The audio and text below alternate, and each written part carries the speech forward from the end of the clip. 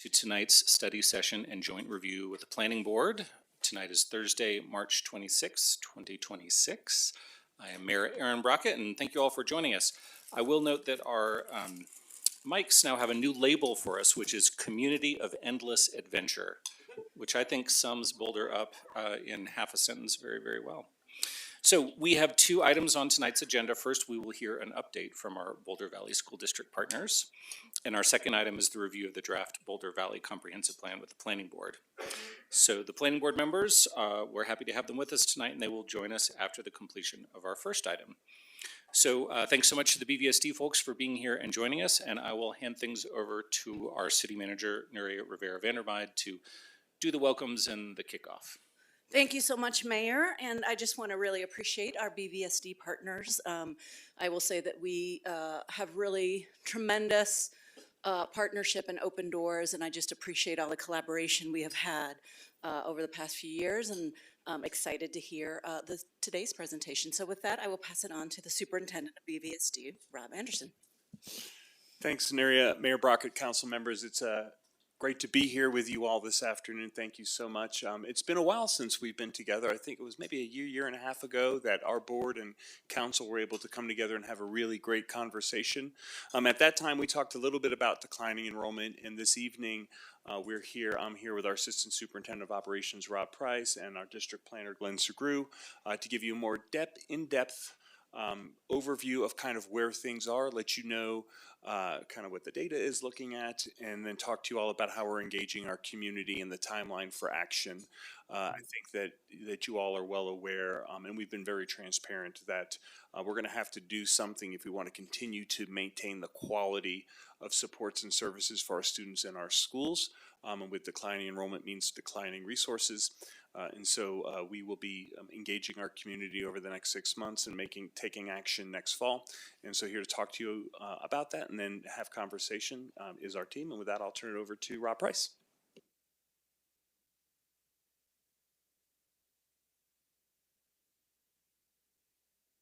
Sorry about that, Aaron.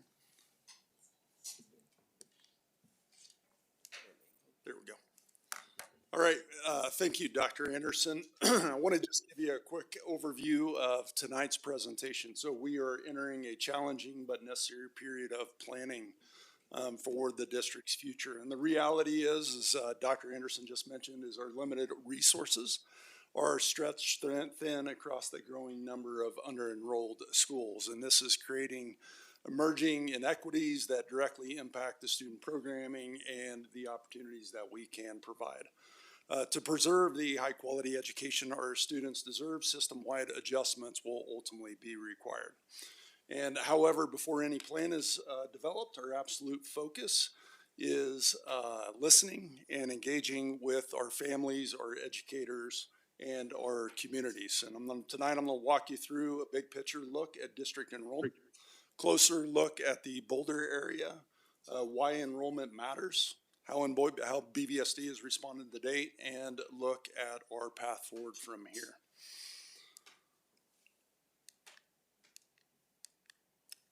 Next slide. What's that? Yeah, I'm not getting it to work. Next slide. There we go. Want to just say I appreciate the comprehensive plan that identifies a sustainable, resilient, equitable, and inclusive community. And these values are important because they align with our values. We strive to be a district where every student feels valued, listened, supported, and where excellent educators and strong programs help students reach their potential. And through our current work to respond to pressures of declining enrollment, we are trying to create schools that are sustainable, resilient, and does it surprise you? These shared values are important because they'll guide this difficult but honest conversation ahead of us. Next slide. Before talking about challenges, I just want to ground us in something really important. Boulder Valley School District is performing at the highest level we ever have. We are currently the only Denver Metro School District accredited with distinction. Our graduation rate is well above the state average. Student performance in English and math is the strongest it's been in over a decade. And the reason I share this slide with you is one simple reason. Declining enrollment is not the reason or is not the result of failing schools. It is simply a demographic reality that we are facing just as long as other districts in Colorado and other districts across the country. Next slide. Across the state, K-12 enrollment has been declining for several years. This past year, we saw the largest single-year drop since the pandemic. BVSD is not unique in this. What we are seeing is driven by a combination of forces, including declining birth rates, which really leads to fewer kindergartners, an aging population, low inventory of housing opportunities, high cost of living, families finding more affordable housing in surrounding areas. And what this really tells us that we have to plan differently than we did during the decades of growth. Next slide. This slide looks at the demographic changes in Boulder using the 2010 and 2020 census data. It really helps us explain the broader forces driving the enrollment trends we are experiencing. And the important takeaway here is that the age makeup of the community is changing.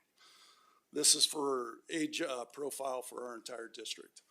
We are seeing fewer younger children under the age of 10, and a significant increase in residents over the age of 60.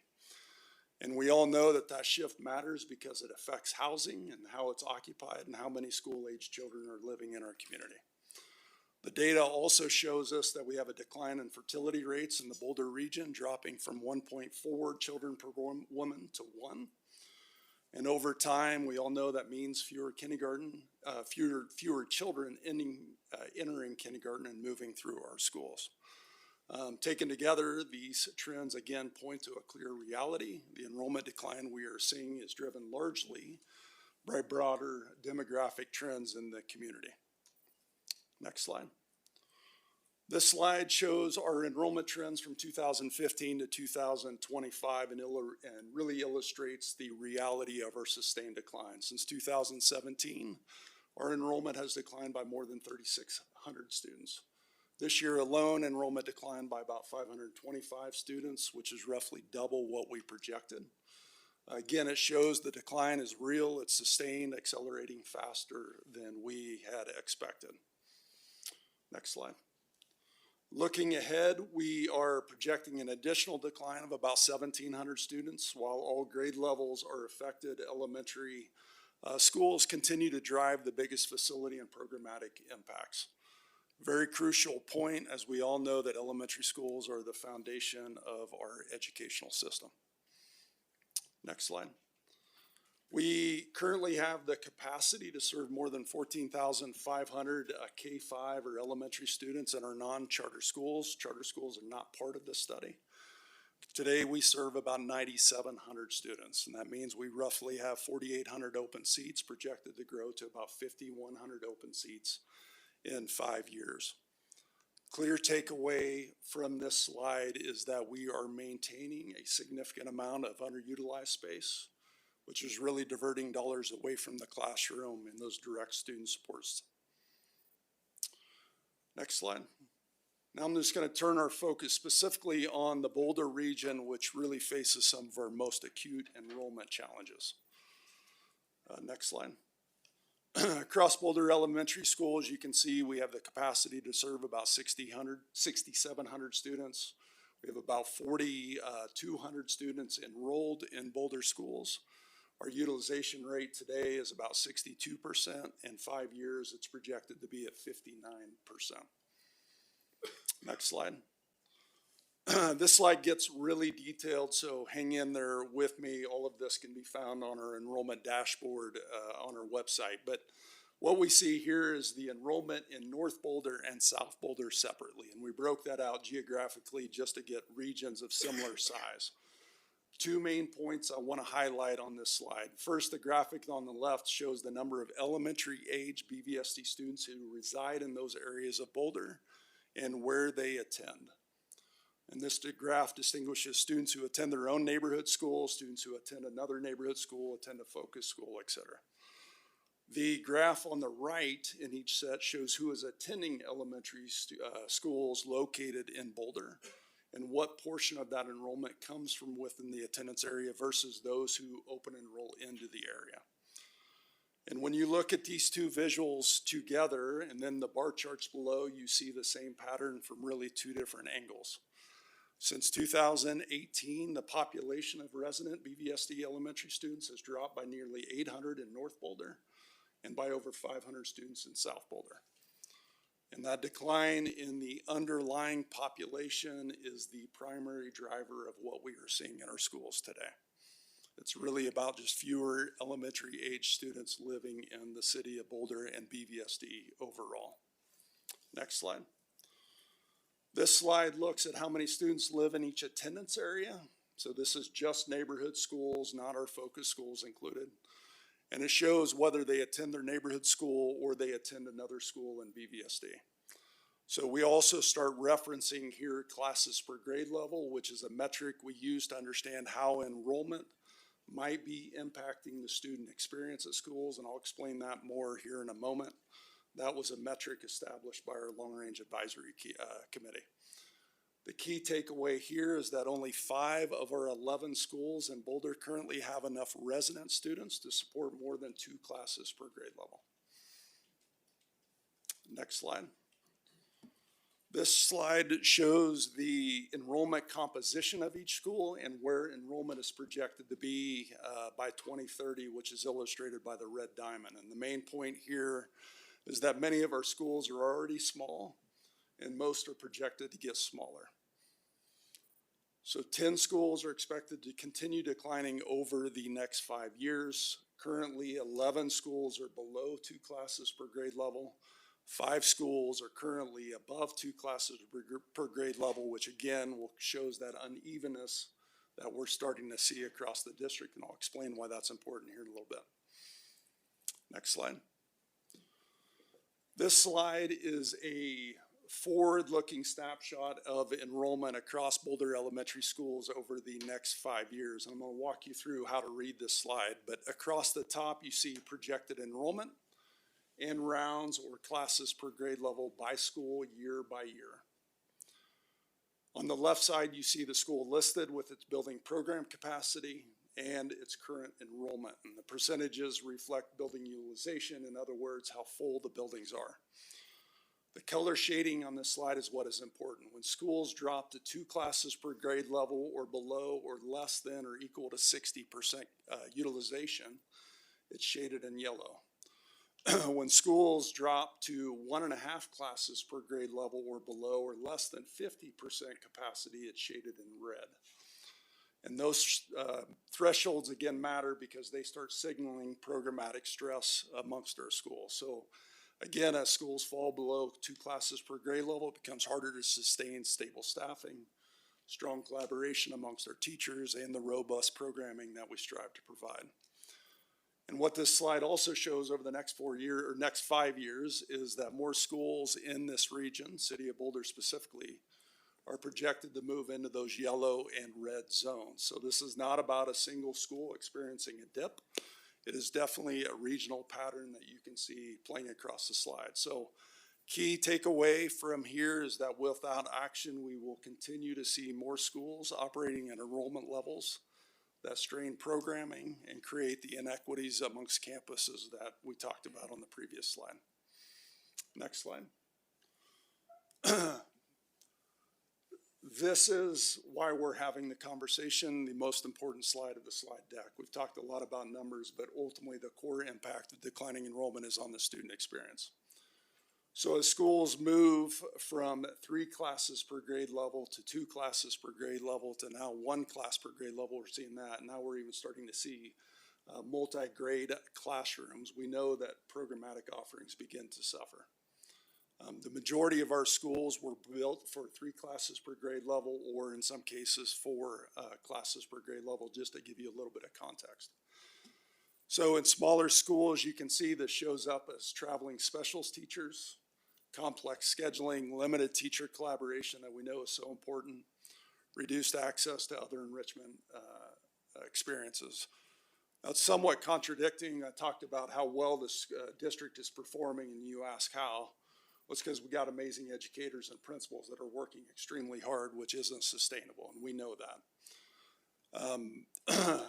If we do not take action to address declining enrollment, we know the impacts are not abstract. They show up in students' daily experiences and how we are able to use our limited resources.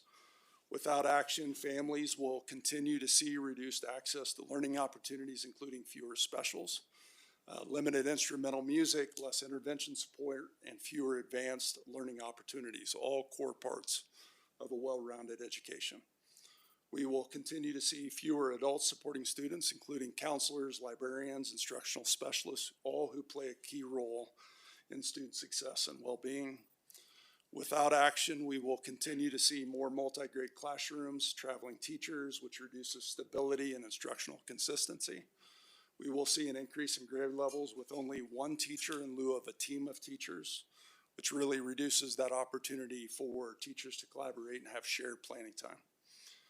And over time, these impacts really have led to growing inequities across schools and will continue to do so, and continued spending on underutilized buildings and diverting dollars away from classrooms and direct student support services.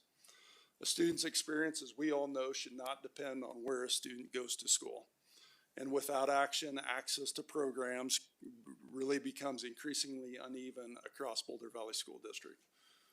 And as we talked about, guiding principles, inaction will continue to erode equity, stability, and ultimately that student experience over time. Next slide.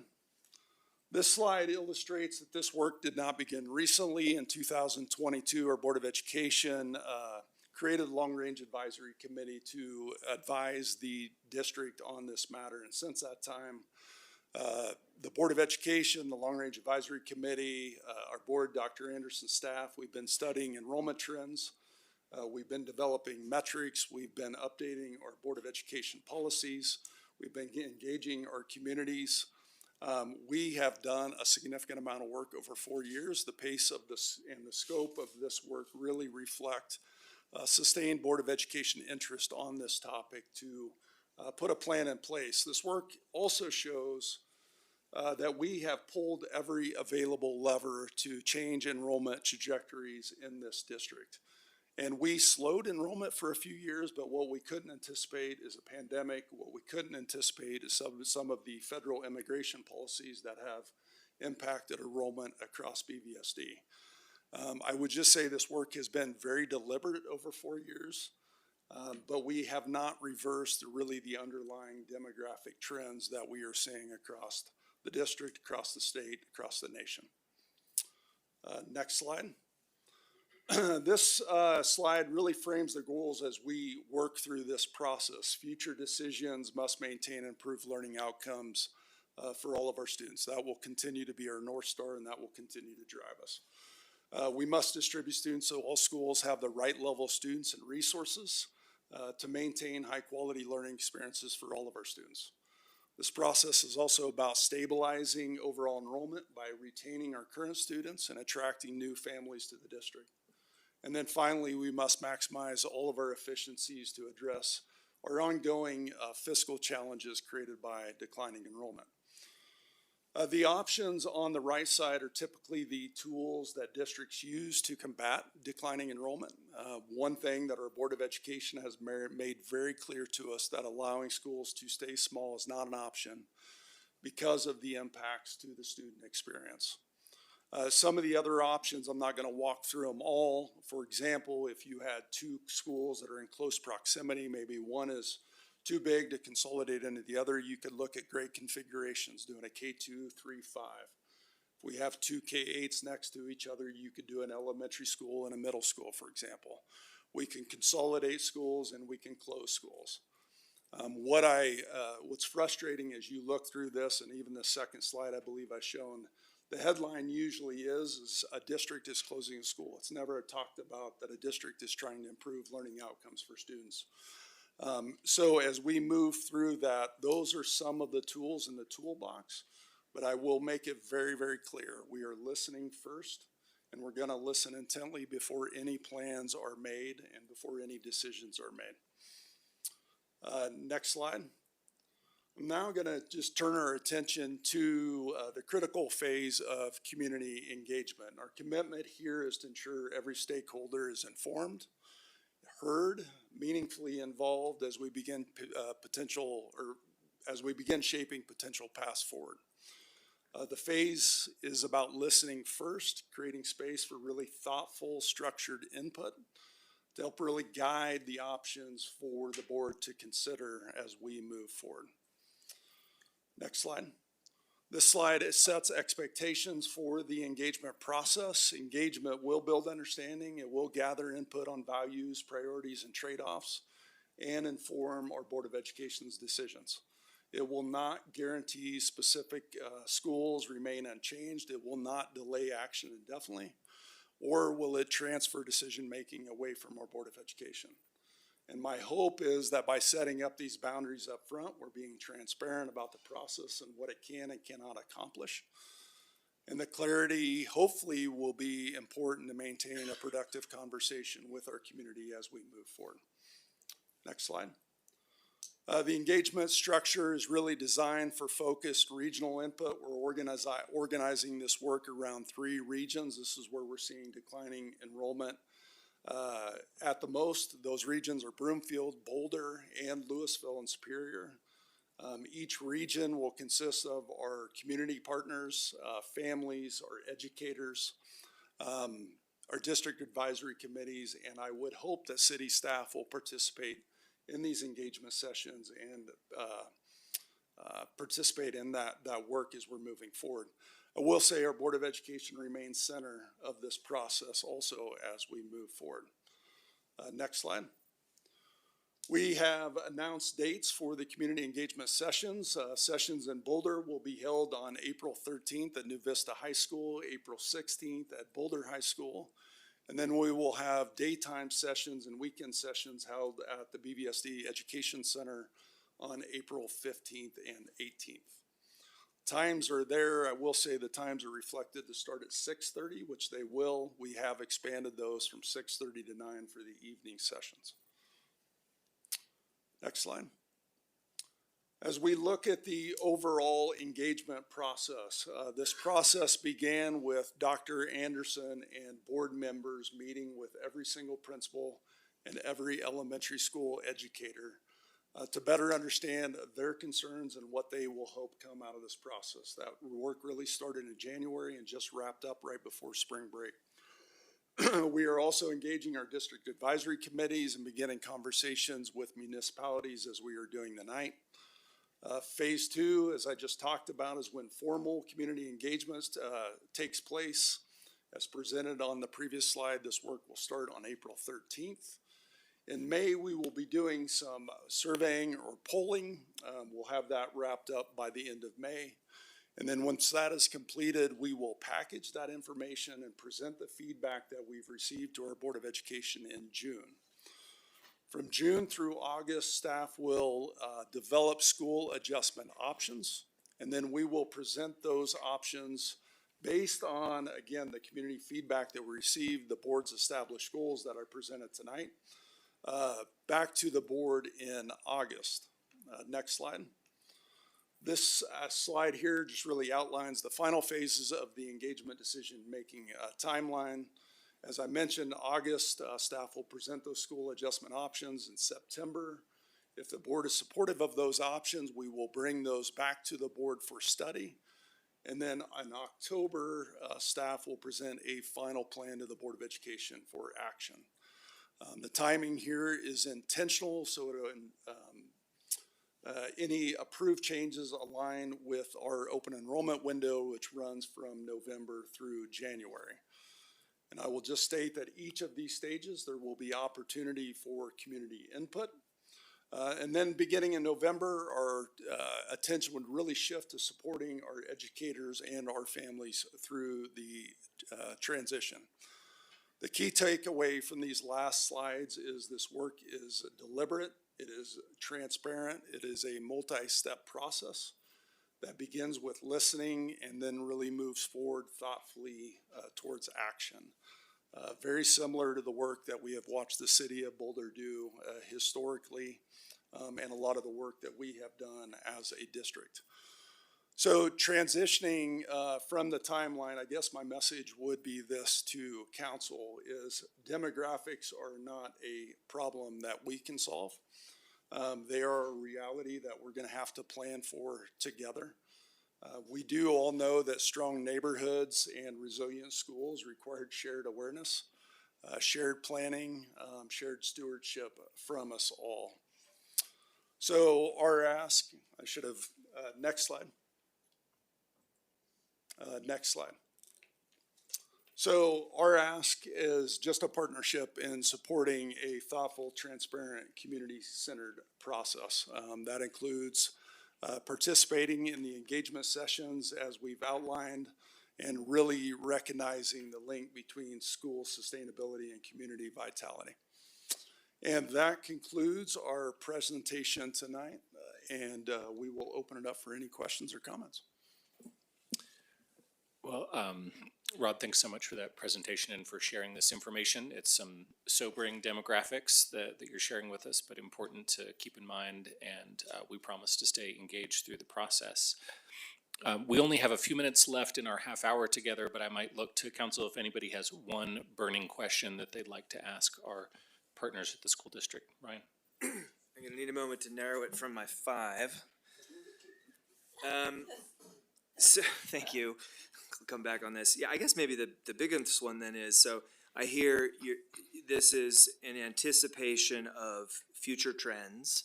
And so my thought is, do you expect to come back to do this again?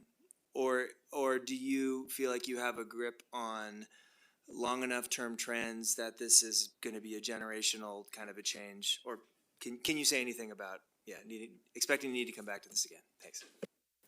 It's a great question. I think that, for us, as we start to project student enrollment after 5 years gets pretty fuzzy.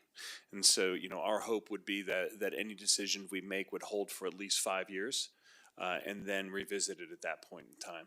And I also think that the conversation with our community is going to matter. Right? If our community engages in the challenges and the issues and knows and understands that, the more that we do now could potentially prevent having to do more later, then I think that's something we hope to learn as we go through and engaging. But for at least 5 years. And the other thing that we'll have to think about is right now it's an elementary school problem. It could be a middle school problem in 5 years. We feel like our high schools are pretty stabilized. They're high performing, and lots of high schoolers are actually able to drive. So it helps kind of stabilize those populations, but for at least 5 years. I've got Tina and then Matt and then Mark. Yeah, I just had a quick question, and we get this from the community, is if you do end up having to dispose of a building, what is the role of the city of Boulder in that process? As we go through this process, and if there are surplus facilities that we might have, certainly thinking that we'd be engaging with both the city and other community partners to see, is there a viable community use? Is there another use that the school district might want to use the facility for? It's hard to really say, depending upon what the property might be, if that were the case. But we are in talks with the city and city staff to understand what that might look like as we move forward. Matt? Thanks, Aaron. Appreciate you guys being here. It's apropos that we're talking about school enrollment in schools and the impacts on neighborhoods, given we're talking about our comprehensive planning process tonight. And I guess my question really centers on how can we be as early to the table in understanding any changes the school district makes to a neighborhood, because our planning process sort of requires us to know that, so we know how to adapt to those changes and how we plan for those neighborhoods and the community hubs that are such a focus there. So I'm really, my question is, how can we be at the earliest stage of, even if you're leaning or whispering at something, that we can start to really know that and start to plan for that, because that planning process takes a lot of time. So our first our first presentation is going to be in August, so not that far away. I think our timeline has gotten a lot of support as we've gone through with our community, not too slow, but not too fast, giving us an opportunity to really engage. And so come August is when we will present that to the board. Then the board will provide us feedback, and then we will take that feedback back and then bring it back for study in late September and action in early October. Mark? Thank you for being here tonight. Have you projected the expense of making these changes and how will you fund it?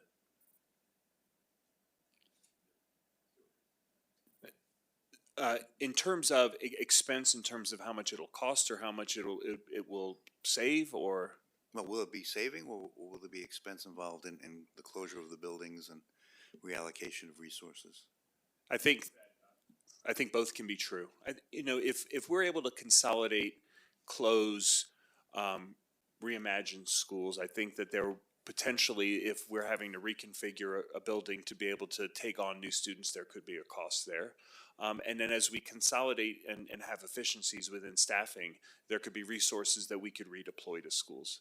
I think that the commitment that I'm making is that once we take these measures, the dollars that we recoup will be reinvested in schools. And this is really why it's important for us to listen to our community, because we want to know where folks' values lie and what it is that they want for their kids. And so the thing that makes BVSD different than other school districts around us that are going through this is that what we've seen happen is districts get into a deficit budgeting situation where they're spending out of reserves to pay for things because of declining in enrollment. We haven't done that. So we're not trying to close or consolidate schools because we can't pay our bills. We're actually fiscally sound. But what's been impacted is the student experience through reduction in services, whether it's part-time counselors or traveling teachers. And in 5 years with 1,700 less kids, the idea that almost every school in our district gets impacted with multi-age classrooms, less resources for the kids who need it the most. So the dollars that we recoup, right, and we'll have a better idea of what that looks like once we kind of know and understand what the plan will be. How do we drive those to the things that our community has prioritized as these are the things that we want? We want counselors in every school. We want smaller class sizes. We want more intervention supports. We want more planning time for teachers. Whatever that might be, it will allow us to actually have dollars to drive to those priorities. Thank you. Thanks for that.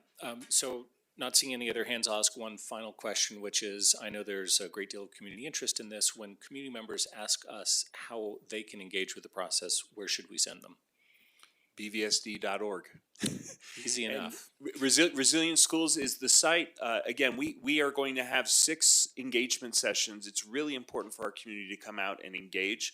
I will say the last time we did this, we took a much different approach. The last time the school district did this, for those that are around, and one of my biggest worries, Mayor Brockett, is that folks will think that that's how we're going to do it again this time, and that's not the case. The last time is that we rolled out a plan and asked people to tell us how much you love it or hate it.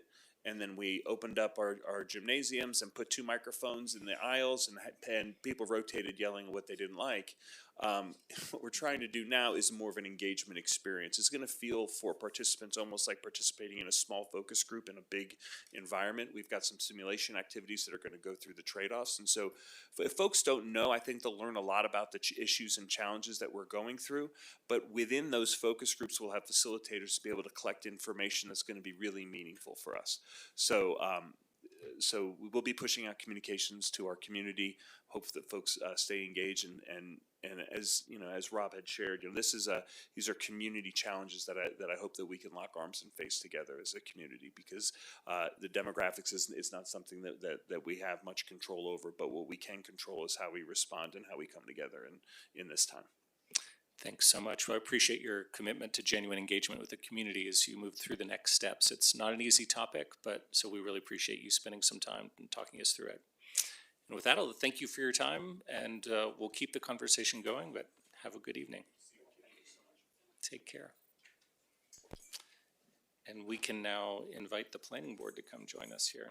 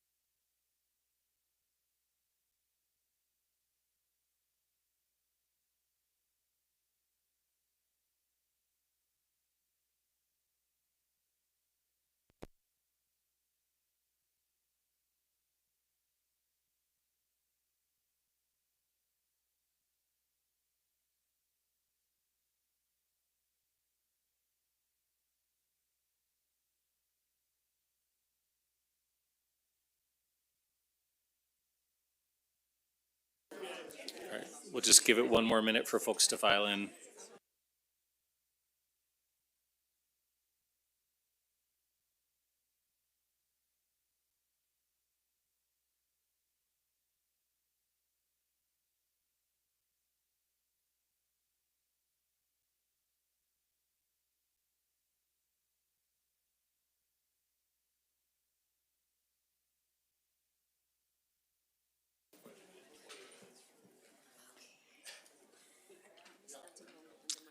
All right. We got our last couple planning board members filing in.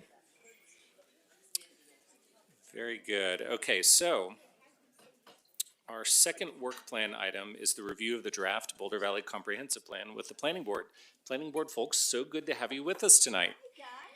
Welcome. Good to be here, Mr. Mayor. And I have to acknowledge that the planning board has put in a big week because they already had a long meeting on Tuesday, and now here they are back with us again on Thursday. So thank you for your dedication and your service. So before we get into it, here's the outline. We will have 45 minutes for a presentation and clarifying questions. 45 minutes to then discuss the questions, first and second questions that staff has for us. Take a short break, and then spend the rest of the time on discussing question 3 from staff. So we please do hold all questions until the end of the end of the presentation. And then maybe I'll turn to Chair Mark McIntyre if you wanted to say a word or two. Just welcome all, and yes, we did have a eventful and meaningful meeting, but we're here and ready to be part of this, and grateful to be in the presence of you all. It's good to have you here. And with that, I will hand it over to City Manager Nuria Rivera-Vandermeide to kick us off. Thanks so much, everyone, and so good to see the collective group here as we're talking about what seems to be our favorite topic of late, Boulder Valley Comprehensive Plan.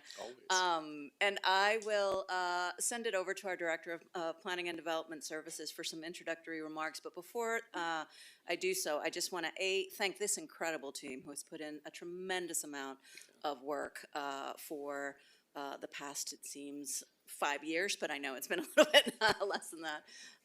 But behind this team too, and the extraordinary work, there are so many folks in other departments that have been working behind this. This is not just the work of one department, it is the collective work of an entire organization led by some amazing people that you're going to hear from today. So I just want to give a shout out to everybody who's been so involved in making this the tremendous document that we have before us now. So with that, Brett, I will send it over to you.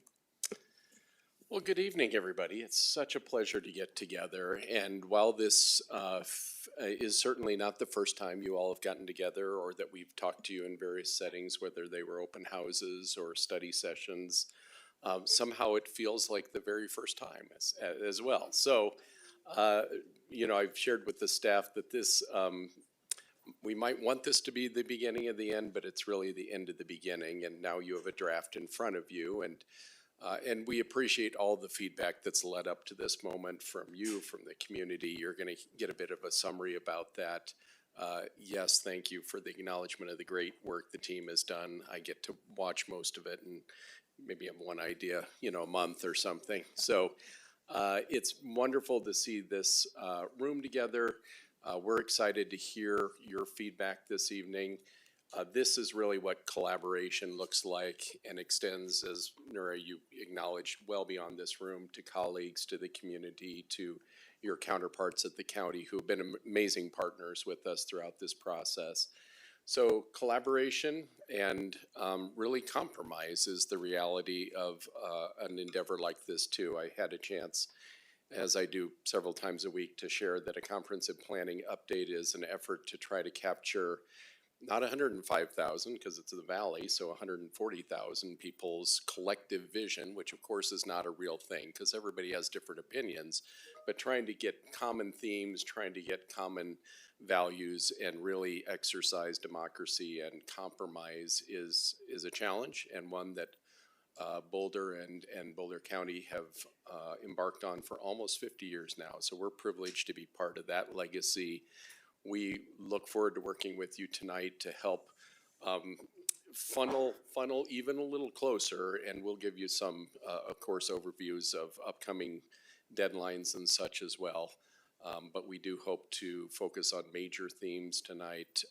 We appreciate the feedback again before this, and excited to hear about your collaboration, your consensus where that exists, and items that we go back and work just a little harder before bringing you what we're calling the recommendation draft, which will be the one that is going to you for actual hearings, and we'll elaborate on that as well. So I'm turning it over either to Tess or Sarah. I think Sarah, yes. So really appreciate them, and we'll continue from there. Okay, I might repeat some of the same things, but good evening, everybody. I am Sarah Horn, Senior Planner on the Comprehensive Planning Team in Planning and Development Services. As you know, I'm joined by Brad, our Director, Christopher Johnson, our Comprehensive Planning Manager, and Tess Shorn, an amazing planner on our team. We're also joined, as Nuria mentioned, by other members of the Comprehensive Planning Team, along with colleagues from various city departments out there in the audience. Thank you for being here. And I just want to shout out to Kathleen King, who's a principal planner on our team who couldn't be here tonight, but is definitely here in spirit. And before we get started, I also just want to thank all of you for your time and your dedication to the future of this community. The amazing people, as I've mentioned, who work at the city, our county colleagues and county policymakers, and the clerk's office, Alicia, Emily, and Lisa, for making sure we all get to do what we do and make us look good while we do it. And most importantly, Boulder Valley community members for helping us get to this huge milestone. And we're really excited to share the draft with you tonight. So we have 3 hours together and a lot to cover. So we're starting with this presentation to give you a final overview of the update process and touch on major components of the draft plan, and you'll have the opportunity to ask clarifying questions. Then we're going to spend about 45 minutes on the first 2 questions of the night, looking at alignment with community feedback and elements of the draft you strongly support. We'll have a 10-minute break, as the mayor, I think, mentioned. Then we'll come back and spend the rest of the meeting discussing our last question related to any potential revisions or refinements you think are necessary. So as I mentioned, we have 3 questions. Here they are on this slide. Please keep them in mind as we go through the presentation. First, do you find that the draft plan reflects the community feedback we've heard? Second, what elements of the plan do you strongly support and want to keep? And third, are there any elements of the draft that still need to be refined or revised? And we have a good bit of time set aside to discuss this, and a clear understanding of any substantive changes from you will be really helpful as we head toward the April 13th four-body meeting and final revisions to the plan. And while individual comments are very valuable and welcome, at this phase of the process, we're really kind of shifting to focus on where there's consensus, especially around major revisions or additions that you suggest. And anything that needs additional discussion, just be assured, or that involves the county, will carry forward to April 13th so we can continue talking. Okay, so I'm going to reiterate it one more time. Our main purpose this evening is to get consensus direction on revisions or additions to move them forward and to identify anything that might need further discussion in April. Okay, let's start with a quick look at the update process and how the community has helped shape the plan. The draft we're sharing tonight is grounded and shaped by community input, as you all know. Over the past year and a half, we've hosted 69 engagement opportunities, ranging from small conversations to large community events. And a key focus for this specific update process was that it be the most inclusive to date in outreach and how we engaged with community members and how we developed and considered policy and land use updates. So we'd again like to take a moment to thank community members, to any of you here tonight, to those of you watching, and everyone who participated along the way, whether you stopped by a booth on Bike to Work Day, came to a pop-up event, served on the community assembly, or wandered into one of our open houses. We're so grateful that you shared your time and perspectives, and we really do hope you see yourselves reflected in the plan. With that foundation of community input in mind, I'll walk you through how the update unfolded. We kicked off the project in October of 2024 with a kickoff event at the Dairy Arts Center. This first phase of Boulder Today focused on understanding current conditions in the Boulder Valley and what people are experiencing today. One message came through loud and clear from the community and policymakers during this phase: be bold and think big as we move forward with the update. We built on that input, published existing conditions in early 2025, and quickly moved into a Boulder tomorrow. We worked with the community to define a shared vision for the future and identify emerging themes and major priorities for the plan to address.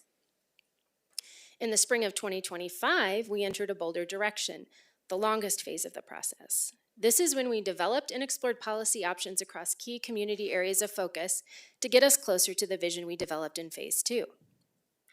This is also when the community assemblies work began. They first met in May of 2025 for early learning sessions, then reconvened after the summer through October of last year to develop their recommendations, helping shape policies around 15-minute neighborhoods and the broader land use strategy for the valley. They shared the recommendations, as you remember, last December with both of these bodies, and staff have incorporated their input into the draft. And your memo includes an attachment related to this. This phase also gave the community a chance to propose changes to the plan. In total, we received 34 requests, 23 moved forward for consideration and have been included in the draft. The 18 land use requests that moved forward were inside city boundaries and included changes to mixed use or higher density housing in areas with existing infrastructure and services. 2 minor adjustments based on planning area map requests were included for properties directly adjacent to the city. And these requests align with the plan's focus on infill housing opportunities and efficient land use. So those are incorporated as well. And we included 3 suggested policy revisions, and those relate to wildfire resistance and agricultural viability and water systems. And more detail, again, on each of those requests is included as an attachment in your memo. During this long phase, the community also weighed in on key policy choices and helped inform updates staff made to the draft land use framework. And now we're in the home stretch. To borrow a baseball term, and I don't know if any of you know, but yesterday was opening day.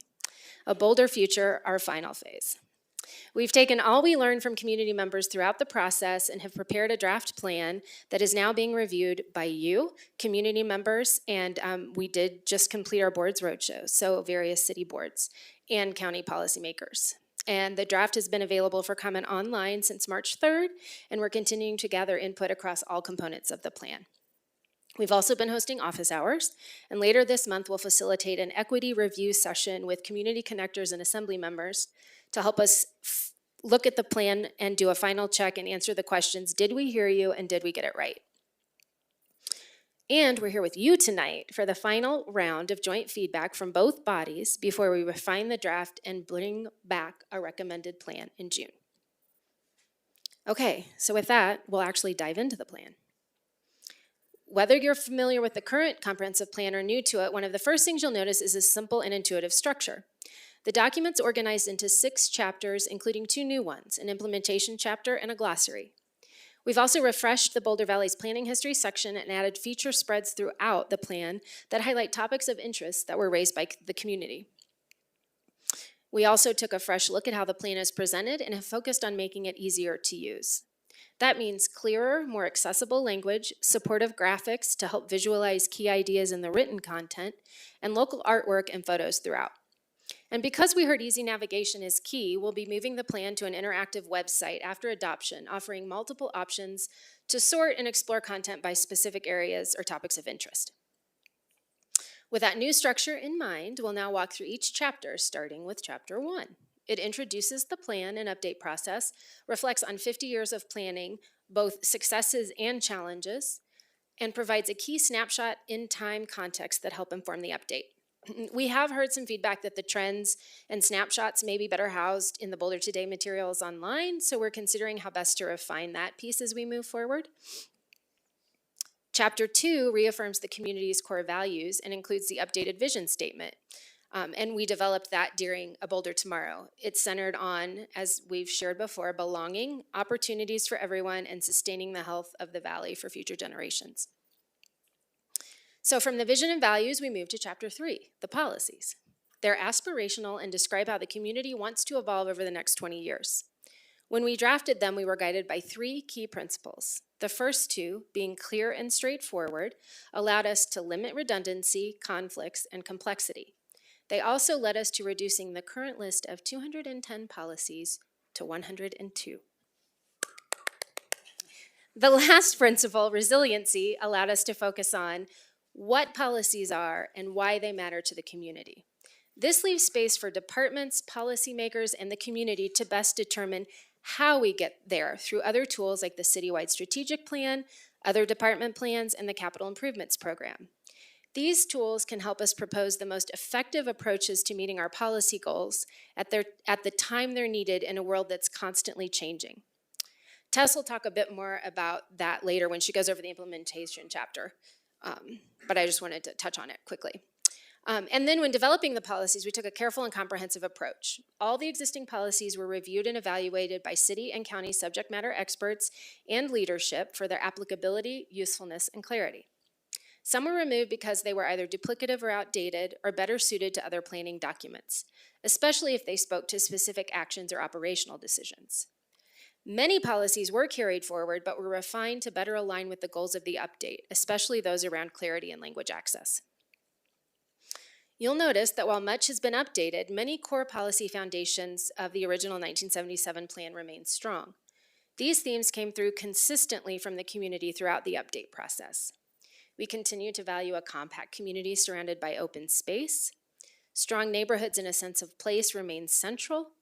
Leadership in climate action and environmental stewardship guide our decisions, and continued collaboration between the city and county remains key, ensuring our planning is coordinated and serves the Boulder Valley effectively. Another foundational element that carries forward is the planning areas framework, which ties to the first foundational piece I mentioned a moment ago. Policy number 5 and the associated planning areas map continue to define the valley's compact urban core and surrounding open and rural lands. We've updated the names and definitions for the areas defined in the map to make them more understandable, because they're a little confusing right now, ensure they clearly describe the planned future for each area, and create better consistency in definitions. The boundaries, just so you know, of the planning area remain the same except for 2 minor revisions that were made in response to community change requests. Okay, and now, new ideas. We've kept many of the foundational elements, like I mentioned, but we do introduce several new and updated ideas we're excited to share that we think share with you that are based on that be bold and think big feedback we heard at the beginning of the process. We're advancing the 15-minute neighborhood concept and better integrating the policy with land use through our first community assembly. The plan expands the potential for housing supply and diversity across neighborhoods through key policy and land use updates. We're adding new policies related to economic vitality, including nighttime activity and planning carefully for visitors. The plan explicitly recognizes the role of biodiversity and natural systems in the city's ability to manage climate change, support climate resilience, and help with hazard mitigation. The draft introduces a new social infrastructure policy that recognizes the value of social spaces for community members to gather with others. We're strengthening support for various components of the local food system, from agricultural land to the structures and transportation networks needed to maintain access to healthy food throughout the community. And finally, the plan includes a restructured and simplified future land use strategy and framework that emphasize the potential for infill and redevelopment that can achieve multiple community goals without straining resources or infrastructure. Okay, so with that, I'm going to hand the presentation over to Tess, who's going to go through the last couple chapters and finish us out. Hello, good evening. My name is Tess Shorn, and I'm a city planner here on the team. I'm going to walk you through the latest updates to the future land use in the draft plan, and then in the end, I'm going to talk about some upcoming milestones as well as the implementation chapter. So we met Planning Board and Council multiple times as we worked through updates and iterations to the future land use strategy, and the proposed approach to land use and the future land use map represents a shift from prior versions of the comprehensive plan. We've redesigned the land use strategy so that we're now working with 4 classes and 12 designations. This approach is intended to right-size the vision for land use across the Boulder Valley. Prior iterations of the plan took a more parcel-by-parcel approach to the land use map, and this new strategy intentionally looks at the neighborhood scale to set the vision for how places should evolve incrementally over time across the whole area.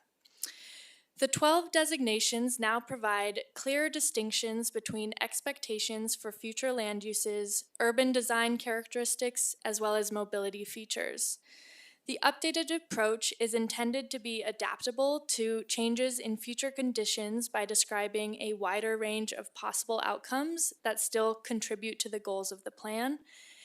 As the plan moves forward into implementation, we will continue to work with our colleagues across the city to use the updated strategy as one of the components that can inform the future of transportation planning, hazard mitigation, an integrated water supply plan, economic development, and many other components of the vision for the future. Within this chapter, each land use designation is now defined more clearly and describes what it is, why it matters, and what you can expect, including the types of uses, urban design elements, and mobility characteristics of each designation. The future land use strategy is closely tied to comprehensive plan policies. Here's an example of how these two components, policy and future land use, are linked to create a future that reflects the community's vision. This example is along Broadway and includes the new Western City campus and Ideal Market area. It envisions an active community hub supported by Neighborhood 1 and 2 and includes greenway and park systems. This approach creates the opportunity to place more people closer to goods and services, transportation options, and other amenities. This makeup is supported by and helps implement policies on 15-minute neighborhoods, integrated land use and transportation, vital and productive retail base, housing diversity and supply, as well as many others. We can also evaluate how the draft future land use strategy is implementing the policies of the comprehensive plan when we look at the potential capacity of this approach in comparison with the current land use map. I want to emphasize these next few slides are models of the total capacity of the future land use strategy. Capacity is not a goal of what is desired or a projection of what will happen. Capacity is a mathematical calculation based on assumed mix of uses, level of intensity, and other basic assumptions. It is simply a useful tool that you can use to compare the current system with the proposed approach.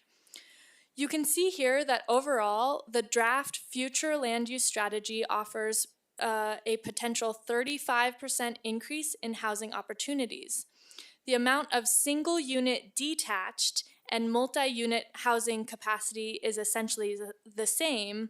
However, the amount of single unit attached and other types like ADUs, live-work units, and others is greater under the new proposed strategy. These opportunities are also better distributed across the entire city rather than only in a few locations. This slide takes the same data and represents the housing options as a percent of the total. You can see how the current comprehensive plan has an outsized capacity for multi-unit outcomes, more so than any other type. This is something that has been mitigated in the proposed new strategy. The draft future land use plan creates a much more balanced mix of potential housing opportunities, as you can see on the right. Other ways the draft future land use strategy supports the policies of the plan is by creating more job opportunities than the current approach. In fact, it is an increase of about 11% over the current plan. Even with that potential increase in housing opportunity mentioned on the previous slides, on a per capita basis, the draft future land use strategy results in more efficient use of our resources like water and energy, and reduces potential impacts like vehicle trips and greenhouse gas emissions. This is broadly due to a better distribution of a wider variety of housing types and locating more people near a range of goods, services, transit facilities, and job opportunities. While these improvements appear modest, they are based on our existing programs and data assumptions, so future changes and implementation steps could further enhance some of these estimates. The overall message is that the draft plan strategy has the potential to provide greater opportunity, more efficient use of resources, and fewer impacts on the community than the current plan. Importantly, the draft future land use strategy is capable of meeting the state demographer's anticipated growth for the Boulder Valley over the next 20 years, both in terms of population and jobs. The state demographer uses past trends and other data to forecast change in our region. Their projection represents a very modest pace of change of only about 1.5 or 1/2 of 1% change each year. Mouthful. The population estimate is driven by changing demographics and slowing growth due to reduced migration, lower birth rates, and other factors. The job estimate is reflective of expanded economic opportunities in many more Front Range communities and other locations across the state that may draw jobs away from Boulder. It is important to recognize that these estimates are based on historic trends and anticipated future conditions. However, they can and likely will change over time. The plan and future land use strategy is designed to be more flexible and resilient to those changes if they do occur. In addition to analyzing future land use strategy in terms of implementing policies and capacity for change, we're also looking at how the land use strategy addresses citywide equity goals. The draft map creates benefits by locating future opportunities for mixed-use development and transit in many of the areas with the highest racial equity needs. This increases access to affordable mobility, reduces commuting burdens, supports more inclusive housing options, and promotes options for nearby goods, services, and employment. However, because these areas are also where reinvestment is most likely, the potential for increased land values and therefore displacement is very real. A complementary element of the draft strategy and map is to also allow for a wider variety of housing options and economic activity in the large areas identified as Neighborhood 1, meaning opportunities for change are being applied across the entire city rather than only on the focus locations. Also, to mitigate displacement risks, the plan contains multiple policies that work towards a more equitable future, starting with the very first policy in the draft, which is worth identifying. The city and county work to dismantle institutional and systemic racism and are committed to ensuring all voices, experiences, and needs of community members are fully and equitably heard and considered, including those of communities that have been historically excluded from local government. The city and county will work to reduce the vulnerabilities of people most susceptible to natural or human-caused stressors. Equity is a primary consideration for city investments in engagement, infrastructure, programming, and maintenance. Other policies in the plan also described new or renewed support for those with housing challenges, transportation burdens, and/or service needs, and new or renewed support for small and local businesses. The implementation chapter recommends consideration of equity impacts through plan implementation and encourages the asking of questions like who benefits and who is burdened.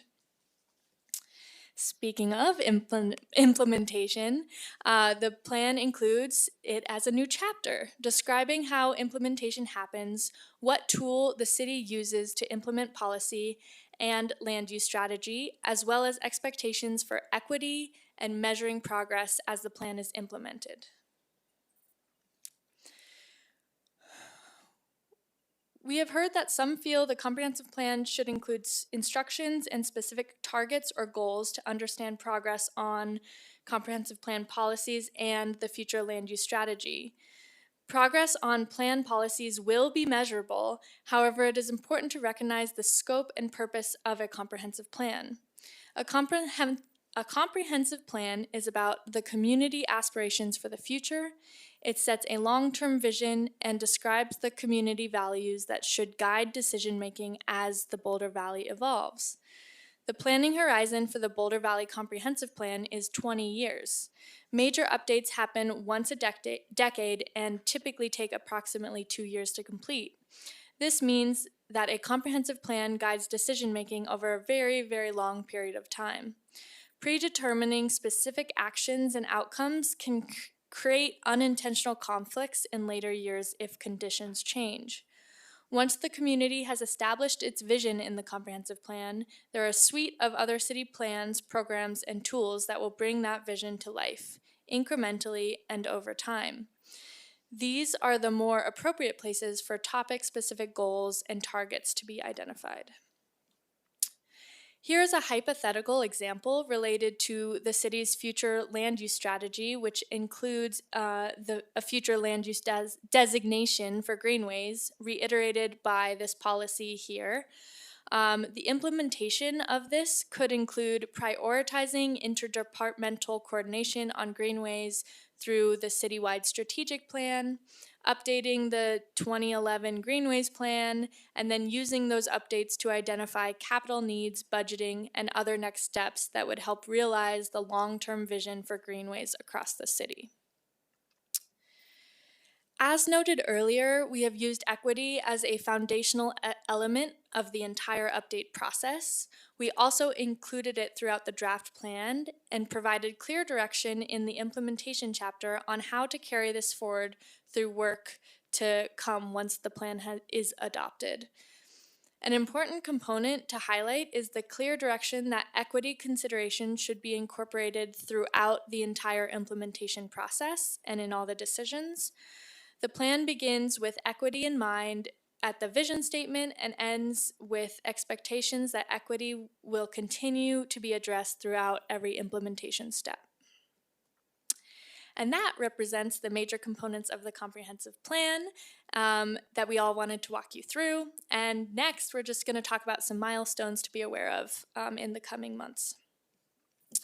So the public review and comment period ends April 6th. Then this group will be convening with the county commissioners and the planning commission for a four-body discussion on April 13th, where we hope to resolve any lingering issues so that the bodies can move into adoption process in June. And as a reminder for anyone listening in and you all here, please review the draft plan and share your feedback in the next few weeks, as April 6th is the deadline for that. And then, again, here are the questions to guide our discussion this evening. And just as a reminder, we'll focus on the first two for 45 minutes and then take a break and focus on the third. And thank you all for being here tonight and listening. And I will turn it back over to you, Mayor Brockett.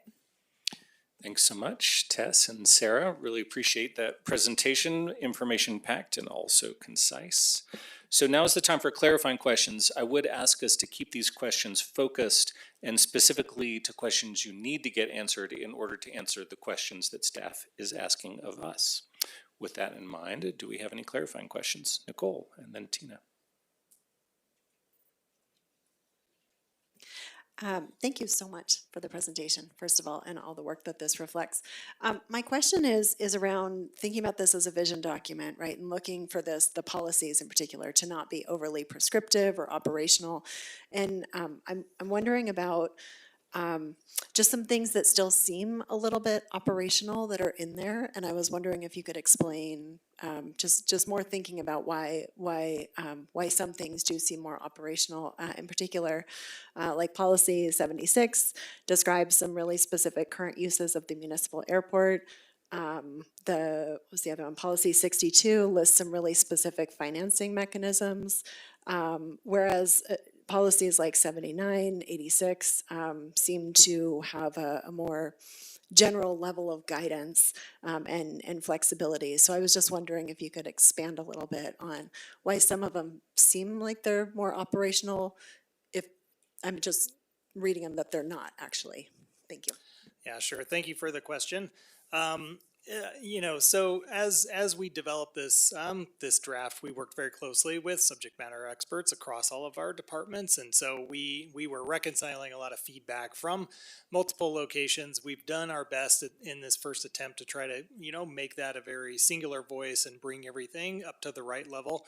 I will say that there are some specific aspects where we do have a little bit more clarity or information, particularly around some operational elements or some specific targets, like around our affordable housing target and Vision Zero, things like that. So those do include a bit more specific language. We do still attempt to be broad in the way we're describing it, of using language like such as or including but not limited to. So we provide some examples so people have a concrete understanding of what can sometimes be some very sort of obscure topics, but also want to make sure that we're leaving room in there for potential changes or different approaches as we live into the document over time. Tina? Yeah, thank you. That was great. I really appreciate the presentation. I have a couple of questions. The first is in the estimated population growth on that chart. Do we know what percentage of that growth would come from CU students versus non-students? I do not have that breakdown at my fingertips, but I do know that the overall population count, and then the trends and the population growth does include the university. It does include students. So, we would have to do some balancing and looking at both the demographers' data and then also the university's anticipated growth over that same time as well to try to reconcile that. Okay, and I would be curious if that's possible to also understand then, when we think about vehicle miles traveled or that measurement that was there, what percentage is attributed just to increasing the student population that tend to do a lot less vehicles miles traveled versus the non-student population? Yeah, that's a great question. So the capacity model and the analysis that we did to ultimately sort of weigh and compare the current land use map versus the future land use map, it is independent or agnostic of who is actually delivering those trips. It's based on assumptions around the number of vehicle miles traveled based on different types of uses and things like that. So there is there would be a sort of per capita vehicle miles traveled for a university use versus a housing use or a commercial use, that kind of thing. So all of that data comes from a variety of different sources, and so I would say it's not really specific to the student population, but is looking at the city as a whole and the changes between, again, the current land use map and the future land use map. So I don't know if we can get into the level of detail of breaking that down by student population versus others, and just knowing too that the scope and the scale of that model is so large, any number we would come up with is going to have an order of magnitude that might not be as accurate as we would want it to be. Okay. And then another process question, we talked about implementation and the different plans that will follow this plan that might be adjusted. In which of those plans does council weigh in as a vote versus just a recommendation that we accept through a study session? So for instance, where there's a lot of interest in metrics around transportation, is there a time when we adopt a plan like the citywide strategic plan through a voting process that includes those metrics, or are those done administratively through staff? Yeah, so I will also maybe defer to my friend Teresa at the city attorney's office as to all of the procedures as to like when what council does. But I do know that at least on all of our like sub-community and area plans, both planning board and city council do play a role in approving that. I believe that is also the case for department plans as well, that city council does play a role. So particularly, as you mentioned, that metrics around transportation. So the next update to the transportation department plan, that would certainly be a public process. It would involve the transportation advisory board and then ultimately city council as well. Just making sure I got that right. Just weigh in a little bit. I mean, I appreciate the question. I think that in general, some of what KJ says is true in the past, and I will say that we have been veering a little bit about some of those plans. In part because in the past, some of those, what traditionally were called master plans, included too much of a combination of what is visionary and what is operational. And as we have been on this journey, and I know we have said this publicly many, many times, so you're sick of me saying it, we have been on a journey of really right-sizing where those plans sit. And so really putting in the right elevation. As we looked across some of these plans in the past, we elevated some of those, and you'll see that's why you see some of that touched upon in the Boulder Valley Comp Plan. Prior to that, we did not have a strategic plan, and that is an intermediary step that we have now have, and I'm excited that soon you'll be hearing about the next evolution of that and how you and frankly all our boards and commissions will take part in the next creation of the next strategic plan. And then department plans per se will really be now more operational in nature versus having that visionary component. And so as you'll see as we go into the future, there will be a shift into how some of those previous plans have operated, but all of them need to tie up into the Boulder Valley Comp Plan. So council will probably just vote on the strategic plan, not on the department plans. Yes, and there will be, we are figuring out how it is that is the appropriate touch point on that strategic plan, so that we are asking you the right action when that comes to play, yes. Very good. Any other questions? I got one from Rob and then from Tara and then Claudia. Oh, okay. Got it. Thank you, and thank you for the presentation. I'm just looking at open space specifically, and I don't see anything about fuels mitigation. Is that baked into the plan someplace where I'm not seeing it? I'm not trying to get operational, but it just seems like it's overarching. Yeah, sounds operational to me now. No, I'll have to look. Council member, look more closely at the policies around wildfire mitigation and disaster resilience, things like that. I feel like we do reference that, and if we don't specifically, it's something we'll consider. I will mention one addition that that staff is already thinking about and working on is those 2-page topic spreads that dive into a little bit more descriptive detail around topics that are important for the community. We've already had some feedback, and we're already actually starting to build out a topic spread specific to disaster response and wildfire resilience, et cetera. And possibly policy number 86, if I take a look at that. Thank you, Dan Burke. So yeah, number 86, fire adapted communities, speaks to creating and sustaining a fire adapted community through coordinated region-wide approach to fire and wildfire resilience and prevention. So strategies to address include the full spectrum of fire and wildlife risk while enhancing public safety, promoting equitable protection, and supporting efficient and effective response and recovery. So it doesn't specifically mention fuels mitigation within open space, but certainly that would be encompassed by that policy. Okay, thanks. Got Tara, Claudia, Ryan, and Laura. And then Taisha, or in there. So maybe I'm not the only one that got this phone call from a community member. But here's my question, and I don't even know if it's appropriate to ask right now or some other time or day. Okay, so we're about to change our land use designations. The zoning is, I'm assuming, going to be somewhat incompatible with the new land use designations. So the community member wants to know when we are going, like, they don't want to have to deal with changing zoning and pushing through things and all that kind of stress after the fact. So they're wondering, are we going to have like a 12-month implementation plan or a certain amount of months to catch up, et cetera? Yeah, great question. So to address the first piece of that, we actually don't believe that there will be any major conflicts between the current zoning and the new land use map. Part of our approach has been to use the current land use map sort of as our baseline and then broaden those categories. So if anything, each of the land use designation allows for the same and broader types of uses than would have been allowed previously, and so that underlying zoning should already be captured within there. What it does potentially mean is that there could be more than one zone district that could now apply in the future in a particular land use designation, so that's something we'll have to work through.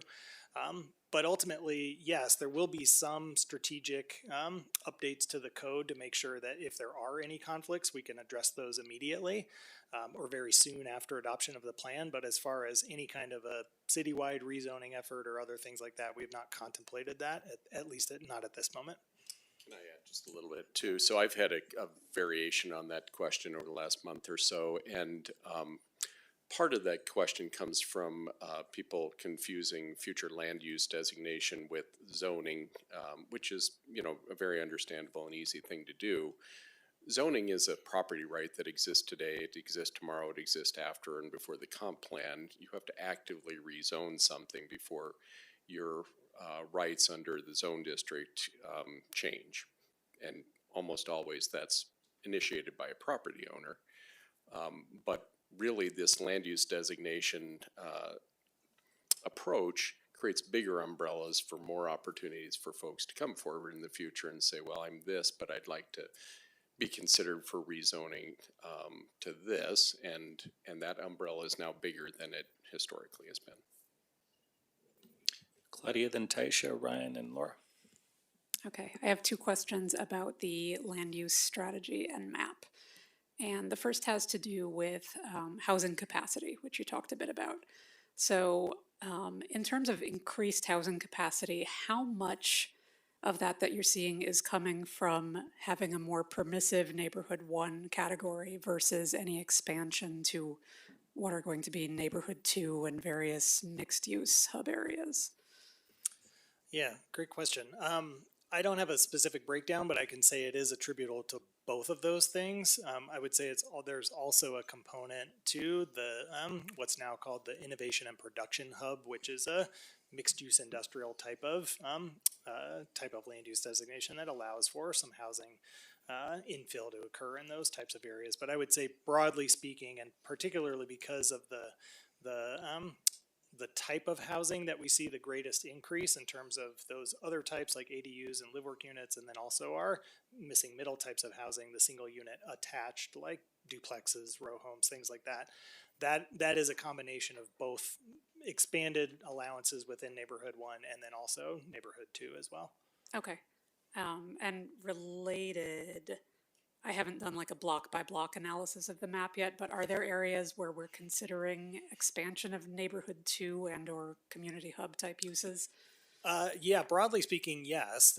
We looked very closely, particularly at our transit corridors and around those community hubs and innovation and production hubs to make sure that neighborhood 2, which is the slightly higher intensity of the 2 neighborhood categories, that was very robust, particularly around the hub locations and then along transit corridors where we have that frequent service already. So there are some areas that probably fell in the medium residential category as under the old plan or the current plan that are identified as neighborhood 2 that could potentially be slightly higher intensity in the future.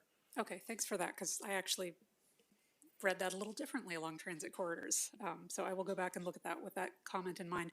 That actually leads into my second question, which was my reading of the map, said that it still reflects in large part current conditions, particularly around what we're calling community hubs, right? So if there's a commercial center there now, it's there in the future, and not a lot has changed around them.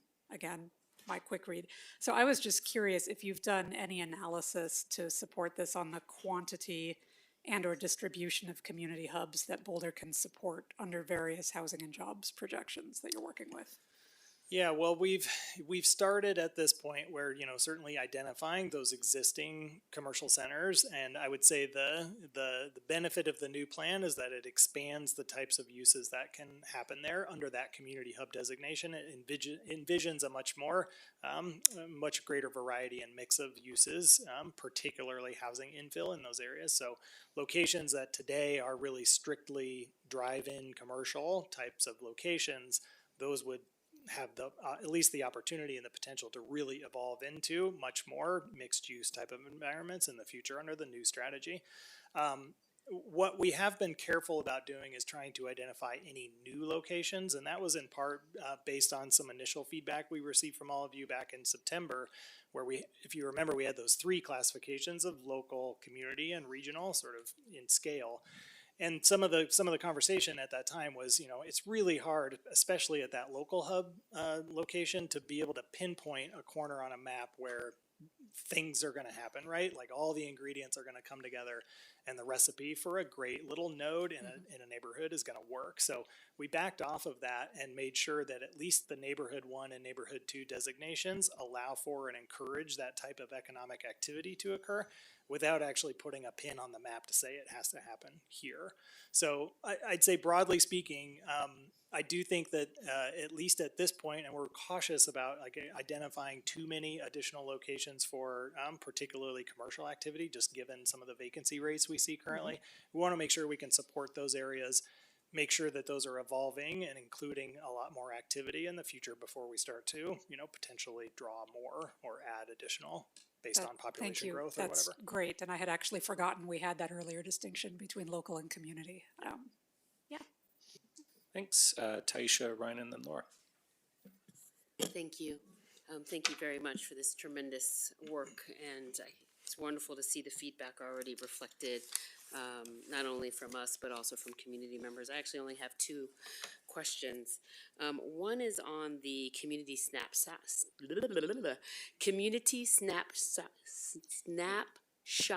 section. Yeah, got it. I noticed that there were differences. So, for example, it was wonderful to see change over time and trend data related to transportation, travel, housing, even age. Curious why there wasn't any mention of, for example, water and water availability. Certainly in the current state of emergency that we're in right now, having that data would be very helpful, as well as heat. Just again, curious about that section and kind of what was grounding it. I didn't notice any kind of trend data in any other places in the document as it related particularly to water and heat. Thank you. Yeah, great question. That's my one question. There'll be two, I know. That's great. Yeah, it's a great question. You know, that community snapshot section was really just intended to sort of ground people, I think, in some of the basic elements around land use, but your comment is well taken that actually some additional information on climate or water would be, could be really useful there. We do have a topic spread later, I believe, in the policy section that speaks to the future of water resource planning and climate, but it sounds like, yeah, there maybe is an opportunity to allow for and include some additional information up in the front matter so that it's top of mind as people get into the plan. Awesome, thank you. And then the second question was, it was wonderful that there was a survey that was so specific to this process. Was curious though if there was any kind of crosswalk with the 2023 community survey findings. Primarily one, if there was any similarities, but if there were some differences. I noticed some inconsistencies between 2023 and this particular survey. And again, because I didn't get the level of disaggregated data as it relates to respondents, it was hard to determine where that shift was. So just curious how the 2023 community survey data was used. Yeah, another good question. You know, I would say broadly, we did try to do some relative comparisons between the two. They were different surveys. They asked different questions, and so it was hard to get an apples to apples comparison between the two. And I think broadly speaking, there was a lot of consistency just in terms of obviously people's concerns around affordability and public safety and things like that. So we feel like that's well captured. But certainly, if you've identified any specific dissimilarities between the two, would be interested to look at those and try to dig in. Awesome. We'll send a follow-up. Thank you. Okay, thank you. Mayor, if I may just add something that our team probably doesn't know, because I had the benefit of meeting with the team that's thinking about a strategic plan. I just appreciate so much the question, Councilmember Adams. As we're looking forward to the creation of the strategic plan, one of the things we're doing is taking a scan of what we've heard so far and precisely the community survey, the engagement that's been done here, as well as some other engagement that we've been doing in recent. We are compiling together. Council will see some of that as we come forward in the future with that, but just wanted to highlight that because we are going to do some of that crosswalking. Thank you. Got Ryan, then Laura, then Matt. Okay, I think I have two. The team has received feedback so far from council members, planning board, presumably others. I've met with you, and I'm just wondering, are you collecting a list of edits that, as you hear this feedback, that you, with the editor's pen, are thinking, oh yeah, we should just fix that? And, I won't put words into your mouth from our meeting, but I did have an impression that some of my feedback was that you were receiving it as like, oh yeah, it seems like a good one. And again, I don't want to put words in your mouth, but more as a general matter, is there a list of things that you're not really asking for substantive votes on, but like you would bring forward to say we ought to make these changes? And if so, when will we see that? Yes, the community, the feedback, online feedback, we're compiling each week. We have a spreadsheet that has community feedback, four-body feedback, board feedback, subject matter expert feedback, things we see. So we're keeping track of it all together, and we're going to include our rationale for including it or not, or all of those things, and we will share that out with the recommended plan. So you'll be able to look at all of those. But we are taking everything and making sure that we're including it in one location. It's taking some work, but does that answer your question? Partly. So Okay. does any of that come tonight, like reflections on here's what we've heard? As you're asking for feedback, are there things that you might say, you don't need to do a vote on this thing because we have already thought about it? I'll start and then KJ, you. Well, I think like KJ just mentioned when Council Member Kaplan asked about the fuels mitigation, that we're creating a spread about wildfire and probably about transportation based on the conversations we've had. So yeah, when we have those in mind, we'll try to mention them as we continue talking. Yeah, and I was just going to add, I think broadly speaking, yes, if there are things that we already are aware of, we'll try to raise them tonight as part of the conversation. The other thing that we anticipate doing is at that four-body meeting on April 13th is really raising any substantive changes that we feel like need some resolution, right? And that will kind of include any major things that staff have identified as well. So this is, we're going to be taking really any major themes that we feel like we need some reconciliation on to make sure we have a consensus support before we go and make those changes. Add just a little bit more too. So the balance of tonight too, we are listening. It's something I want to always emphasize is we're hearing the feedback, and we're going to hear and see where there are nods about any particular topic, and we're going to hear if there's there's some scratchiness around this topic or not. So we will incorporate all that.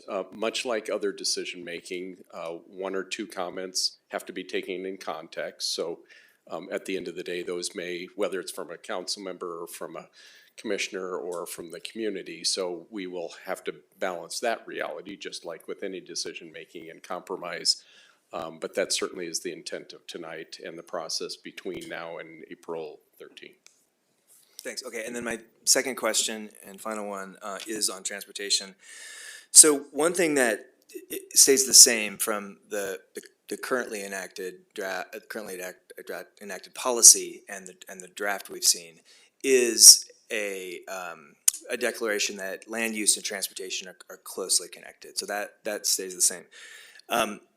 But the way that transportation appears in the new draft is really quite different in a lot of ways, and I know a lot of that is intentional. But for example, there's no transportation section. It's not in the table of contents. There's throughout a number of the elements, it's a little more abstract with what it's saying. So maybe there's reasons for that. But my question is, when you went through the introduction and you showed some of the changes, I saw a number of I would think like maybe less kind of smaller things than transportation. I didn't see much on like here's how and why transportation is different. And so I'm just wondering, is there any thinking on the philosophy of transportation with the land use integration, or any changes with transportation big picture, or could you just speak to, no, I'll stop there. Yeah, it's a great question, and I know we do have transportation staff in the room in case they want to add. But throughout the process, we've had really great conversations with our transportation staff and with the Transportation Advisory Board. And broadly speaking, the transportation policies we have in place today are amazing, and they're working, and a lot of things are happening, and so we're trying to reinforce the great work that we've already done. I don't think the plan anticipates really any significant shifts in a lot of those things, other than just to try to reinforce and reemphasize the value of safety and making sure that Vision Zero is top of mind, making sure that alternative modes continue to be prioritized and moved forward so that people can move around. Our 15-minute neighborhoods policy, begins to reinforce that idea as well. But again, broadly speaking, a lot of the policies we have in place and a lot of the conversations we've had with our transportation staff, ultimately they are the ones that really drafted those policies and helped us, craft that message. And so, certainly we are open to additional changes and revisions and other things like that as we continue to talk about this. If there is consensus agreement that those are significant and substantive changes we should make. And just one quick thing I'll add too is that the land use definitions now have mobility more embedded than they historically have. So really moving towards that larger trend of transportation and mobility. So. All right, we got Laura, then Matt, and then Mark, and we are over time on questions, so please be concise. Thank you. I have two quick process questions and a couple of substantive questions. Process-wise, so I was really wondering about this statement that you're using tonight to look for consensus. So is it my understanding that you're going to measure that by body language and nods in the room? I don't think it's very efficient if we say, oh, I agree with this and I agree with that and I agree with that. Or do you want to follow up with us afterwards, with a list and say, which of these do you agree with? What's your process there? Yeah, well, yes, actually, that's a great comment for our chairs of the meeting. Maybe you can help describe that for us. I have thought about this. When we get to question number 3, when there are recommendations for refinement or revision, if there are specific requests for changes, I will look to the two bodies and ask for a kind of a show of maybe does anyone disagree or does everyone agree? So yes, we will be checking in tonight on proposed specific revisions. Great, thank you.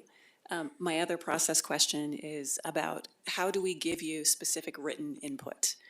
Maybe about things that are too small to mention tonight.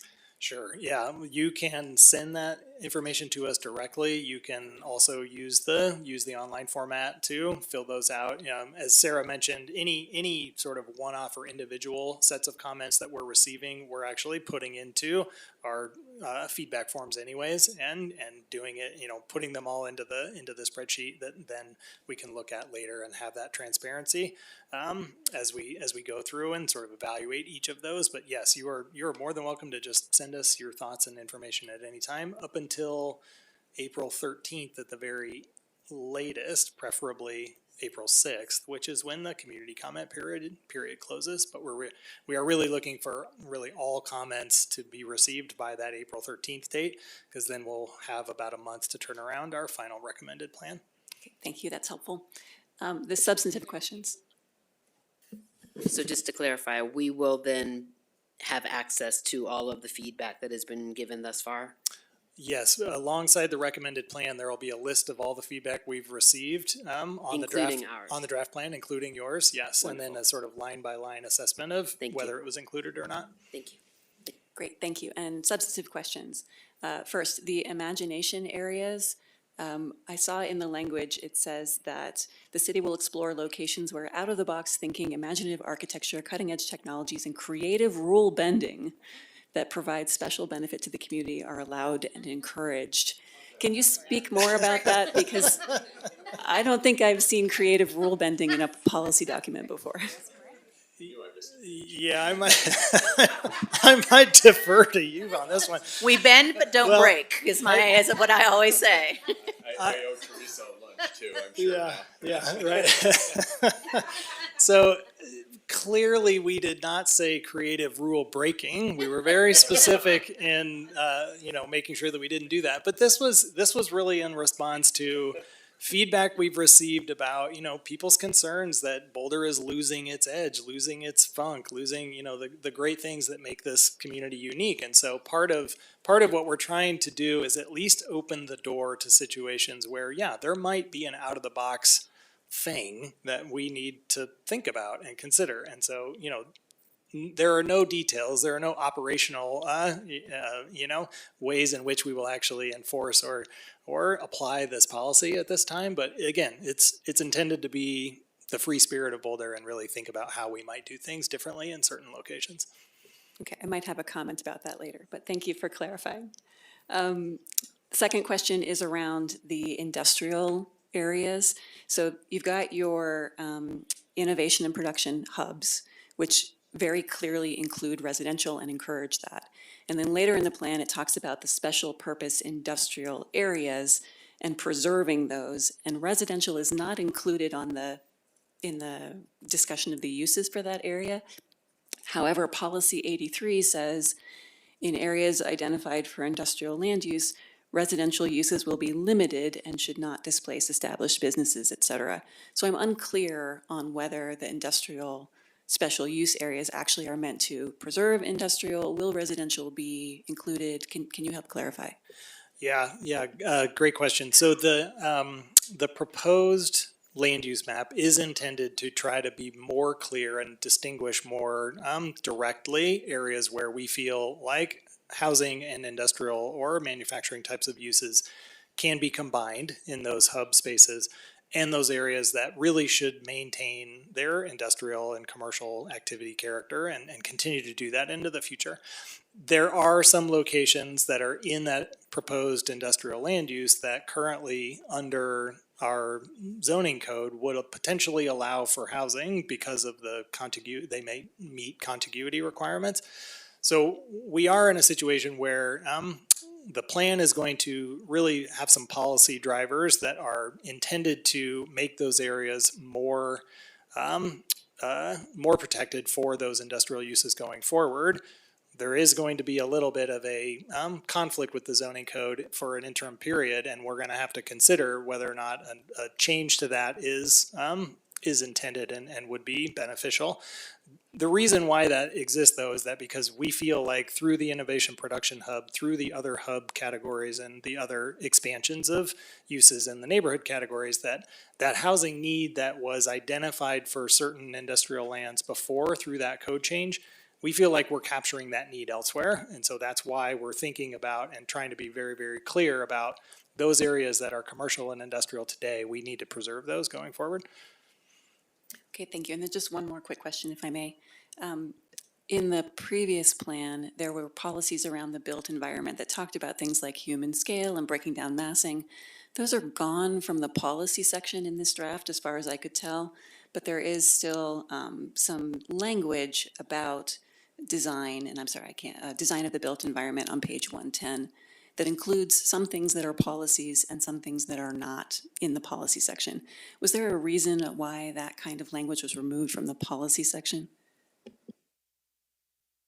Our original intention was because that design of the built environment, we wanted to try to draw that through line to the urban design qualities that are described in each of the different land use designations. So that's partly why we moved it to that section as opposed to being up in the policies.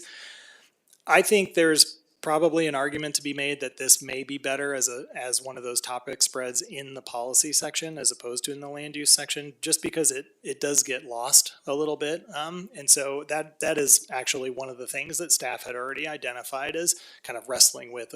That's really critical and important information for our development review team and other staff, and also community members or developers that might be proposing projects to have that available and visible very easily. So I think that's one of the elements where it's a positioning in the document that we have to figure out. I think a lot of the content is mostly there, but we have to make sure that it's that it's there and in the right place. Thank you. Thanks. I got Matt and then Mark, and then I think we're done with questions. Appreciate it, and some really good feedback in here, so this is helpful.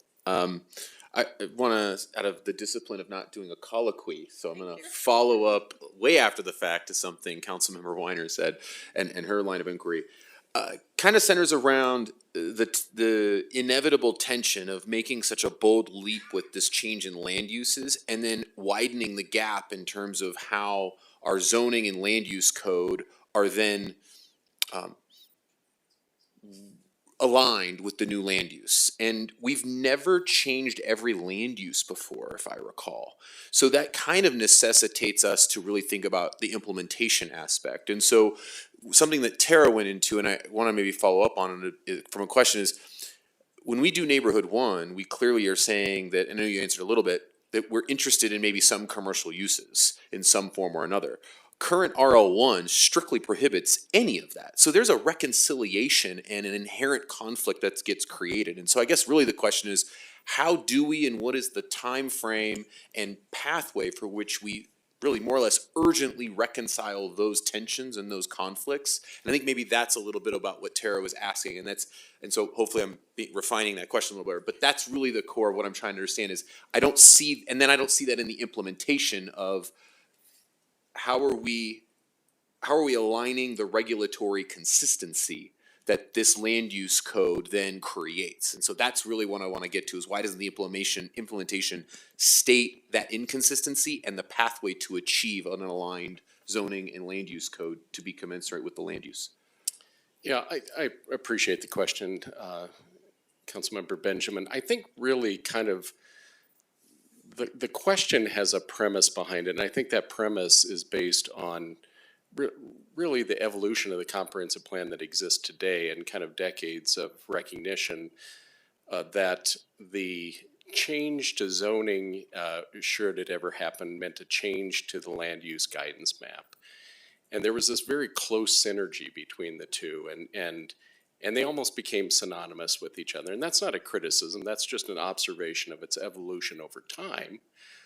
But what it has created is an expectation that one naturally follows the other. In fact, the land use guidance map is a future land use vision. So by definition, there's no disconnect, because if this different paradigm that's shown in the future land use map, even if it were dramatically different, let's say, now the staff's done a really careful job to make sure to crosswalk old and new, and we can go into the technical aspects of that. But even if it were radically different, nothing changes today because people's zoning still sits. And so if you're zoned R3 or whatever, you're zoned R3 regardless if the future map says industrial or spaceport or gardens, because that's your property right today. There's a vision towards these other things, and that will be played out over time as people come and say, well, I have this particular use now. The future map suggests that the vision would be this, and I want to do that thing, and I'm going to move towards that. We can't compel people to change their existing rights under zoning. Some are going to do it slowly, some are going to do it quickly. Some will be very much supportive of the market, some will be maybe not aligned with that, and we hope that that we've done a good job of projecting that. But it's a vision of the future, and so there is, I would submit, really no disconnect, because those rights exist today, and it's about moving towards a future vision. How we promote that future vision is through policy, through encouragement. If we want that residential to change to commercial, then we would need, as a city, as policymakers, to find ways to really compel people to do that. But they still would need to come forward and say, well, we want to make this change. I have a fundamental problem with that. But we can reconcile that at another point. It maybe begs the question why we need to have land use or zoning and why it can't just be one thing altogether, but that's a separate question in it. Okay, we will circle back to that. My other question has to do with community values. I've heard from a number of folks in the community that there's some things perhaps missing from this that we've been very clearly hearing and communicating, and in particular centers around the economically vital things that we are seeing currently under threat, like being an innovation and knowledge economy, And so where do we state that that is a value that we want to not only foster, preserve, and enhance things like culturally and artistically vibrant? And so these things that we know are so fundamental to our community are kind of absent in some of these values. And they're meant to be high level, but sometimes when you go so high level, you say nothing at all. And so I just want to be mindful of some of those pieces that we sort of maybe do allow space for those to be mentioned, since they are so fundamental to our community in those ways. So that'd be something I'm just sort of curious about, as to how do we get that sweet spot in the values, so people that hold something true feel like their value is imparted in the stated values, because I think some folks maybe feel that the thing they care about is kind of fundamentally missing. So that's a question wrapped in, like, I don't know the answer, but how do we fill that gap?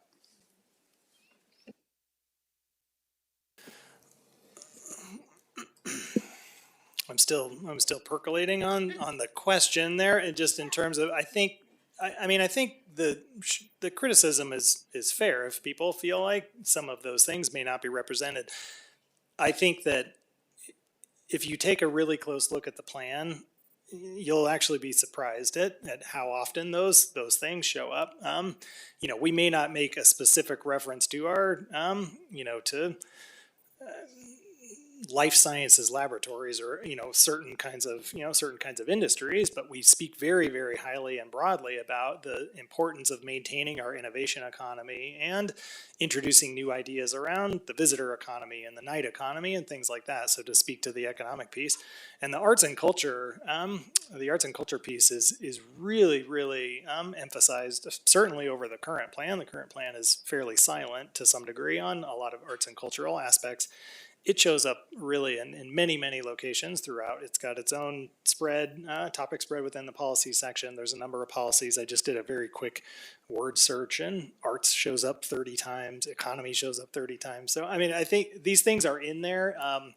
Maybe we can, maybe there's ways for us to try to make sure that they're more clearly articulated, or people can find them more easily, but that's absolutely in there. And we've, just broadly speaking, we've received some very positive feedback from the chamber, as an example, on the economic piece. And then our Arts and Commission board roadshow meeting was last night. That all went great. So we're getting really positive feedback from other groups.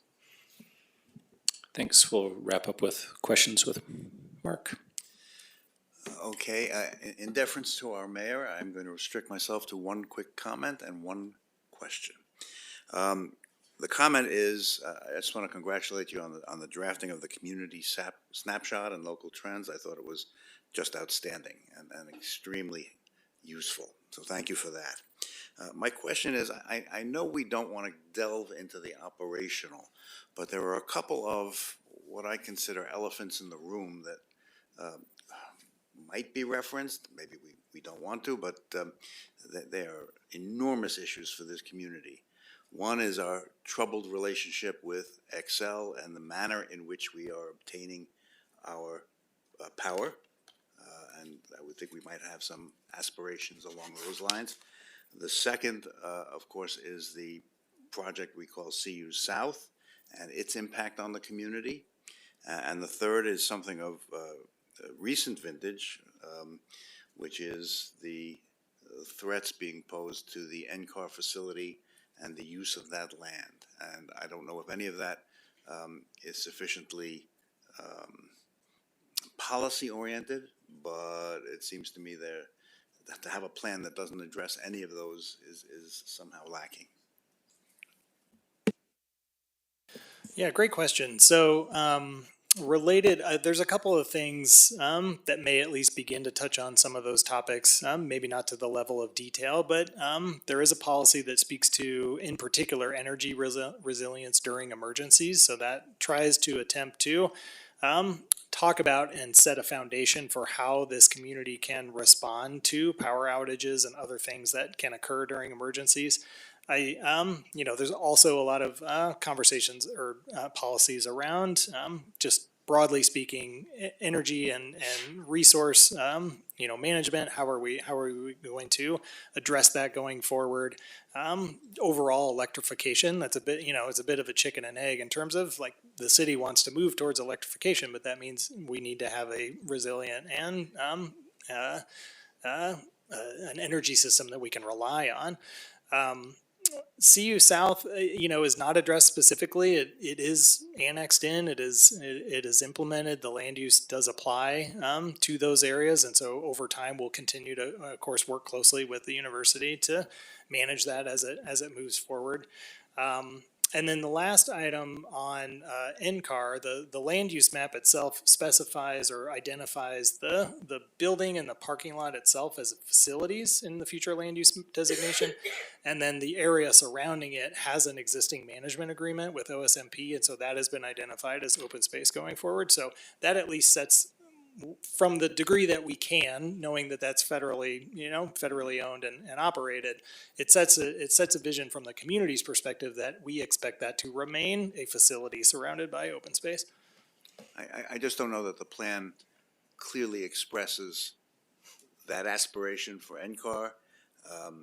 It doesn't discuss, CU South is going to be, probably go beyond the termination of this comp plan. We're still going to be doing this 15, 20 years later. And Excel, we have specific policies for achieving levels of carbon remediation, and they're tied into performance by Excel. And so I think the community would have some interest in understanding how we're going to get from here to there in light of our existing relationships. Just, Okay. That's my thought. Thanks, Mark. Okay, that wraps up. Oh, Kurt's got one more. Possible to get in one more question? You haven't asked thanks. any, go ahead. I wanted to follow up on implementation. I think it's really on Tina's question, and it's more though about the time frame. So with KJ, with your help, I had went through all the master plans that we have, found 13 adopted master plans.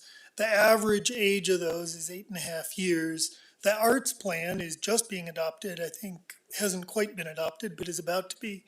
So really the question is, since the rationale for keeping the policies all extremely high level and non-specific is that things will filter down through the citywide strategic plan and into the departmental plans, what is the actual time frame for that? Like, is it going to be another 8.5 years before we get to all of those? In which case, in a 10-year plan, we'll have 1.5 years worth of benefit, and then we'll do all this over again. Yeah, I'll be happy to answer that. Thank you, Councilman, I just about gave you a new title there. Just about promoted you there, Board Member Norback. Okay, this is where everybody puts on a different hat. I think Nuria gave a good outline of where that is. We are going to be looking as an organization differently at implementation, particularly at the citywide strategic plan level, and also the department plans or thematic plans. I recognize at the department level, sub-community plans are things that we've traditionally taken quite a bit of time and effort around. There was a desire identified prior to the pandemic to try to both do more of those and speed them up. That desire has not gone away, but how we approach it is going to be different. At least that's the vision that I've kind of shared with the team and leadership, of finding something that does allow us to do that on a predictable rotation in a meaningful time frame. So we hear that concern, and you've heard the theme tonight on many of these, that implementation is the key. It may not always appear this way, but we as staff are just as impatient as the public are to see all things change tomorrow. But there's good and wonderful policy and law in place that's been developed carefully over the years, and we want to make sure to make those changes thoughtfully, but also be nimble and responsive to the vision that you all are laying out in this plan and the community as well. And Mary, I don't know if you want to speak more about kind of implementation. Just the timing, because I know there has been great excitement about the citywide strategic plan, and really want to get so much more involvement. Last time we asked a little bit of forgiveness, and this time we are very much trying to make sure that everyone has an opportunity, council, board and commission members, as we think about it. We will be coming to council first sometime in the next few months, I imagine. But we plan to have a touch point and a larger community conversation with boards and commissions, with council members, and some of our community partners, like CU, for example. We are hoping to do that in November of this year, and then coming back to council for sort of a final review in February, March of 2027, so that we can finally have our strategic plan in place. So we are actually thinking about this very quickly and having a series of touch points by which to get your input on such an important document. Thanks for that question, Councilmember Nordbeck. Okay, so thanks for all those fantastic answers to all those questions. We're now going to move to answering the questions that you're asking us. We are dramatically behind schedule. So what I'm going to say is I'm going to ask for people to answer questions 1 and 2 at the same time. And I'll read them here again so they're on our minds. Do we find that the draft plan align with the community feedback collected during the update process? And what elements of the draft plan do we strongly support? And I'll just say, like, for number 2, I could go through and find 38 favorites easy, but maybe just keep it to your top couple in your comments. So with that, folks I'll throw the floor open and people can start answering the questions. Mark. I'll try to set an example of brevity. Answer to question number 1, the answer is yes. And to number 2, I'll broaden it just enough to say that in regard to transportation issues, I completely support Councilor Schuhart's suggestions for edits regarding transportation. I thought those were great. And finally, I am hopeful that by elevating greenways to a system that's on par with open space, parks and rec, that once this process is complete, that our greenways get their due with departmental administration and guidance, because they're shortchanged now. And I hope that the planning and development and all the departments that are currently administer that come together and give them their due. That's it. That was exemplary. Thank you. Nicole? Thank you. I will try to follow Mark's excellent example. Yes, to the first one. For the second one, the things that I strongly support are more overarching perspectives on it. One is the depth and the breadth of the engagement and actually including the feedback that we received. You've elevated a lot of perspectives that have often been included from all city processes. And I know it's only going to get better from here in future updates. I appreciate that the plan is committing us to a fuller and more honest understanding of our past and present, including the unintended consequences of past choices. And I actually really like that we put this information up front. The second overarching theme is enhanced flexibility, especially given that we're living through a period of rapid compounding change, economic shifts, climate pressures, displacement, inequities, and the ongoing impacts of harmful policies. Those most harmed by historic policy inequities are also the ones being most impacted by the instability and change that we're experiencing today. And our attempt to have less prescriptive policies and really lean into our overarching sustainability, equity, and resilience framework, to me, is the way that we will be able to avoid exacerbating some of these disparities as our crises escalate. And then finally, I really appreciate that we are explicitly in the plan acknowledging the idea of trade-offs and competing values. This draft was refreshingly explicit about the competing values that we're going to have and the trade-offs that are inherent in planning, not unlike what we heard from BVSD's leaders earlier today. I just really appreciate that we're being transparent with community about the values that are going to be guiding our decision. I think that's going to help them understand and help us come together as a community as we're contemplating some of the trade-offs in the coming decades. Thank you. Thanks. Yes, Laura. I will also be brief here on questions 1 and 2. Yes, for number 1. And specifically for number 2, I'm going to point out a few things I think are new and innovative, and I absolutely adore them. So coming out of the community assembly, you have made sure that all future land use designations that support housing also support the things that were identified as essential to the 15-minute neighborhood. Every zone in the city that supports housing can be a 15-minute neighborhood, and I love that you have aligned that. And that includes allowing group living uses like senior housing or assisted living in all areas across the city that include housing, and including the ability to have more small-scale commercial uses in those same zones. That is so aligned with what we heard from the Community Assembly, and it is such a brilliant insight for our city, and I love that you've included that. And then I will also name check just 3 things quickly, or 4 things that you are new in this draft that didn't exist in our previous comp plan. So the natural infrastructure policy focus, the social infrastructure policy focus, and the night economy and visitor economy. All of those are wonderful additions to our comp plan. Thank you so much. Thanks. ML? Thank you, and I appreciate, this is like the 3rd time I've seen the presentation, but you added some cool new stuff, so thank you. So number 1, yes. Number 2, I think one of the most brilliant changes or possibilities that have come from this is the 15-minute neighborhood. But I strongly will back what Matt was saying.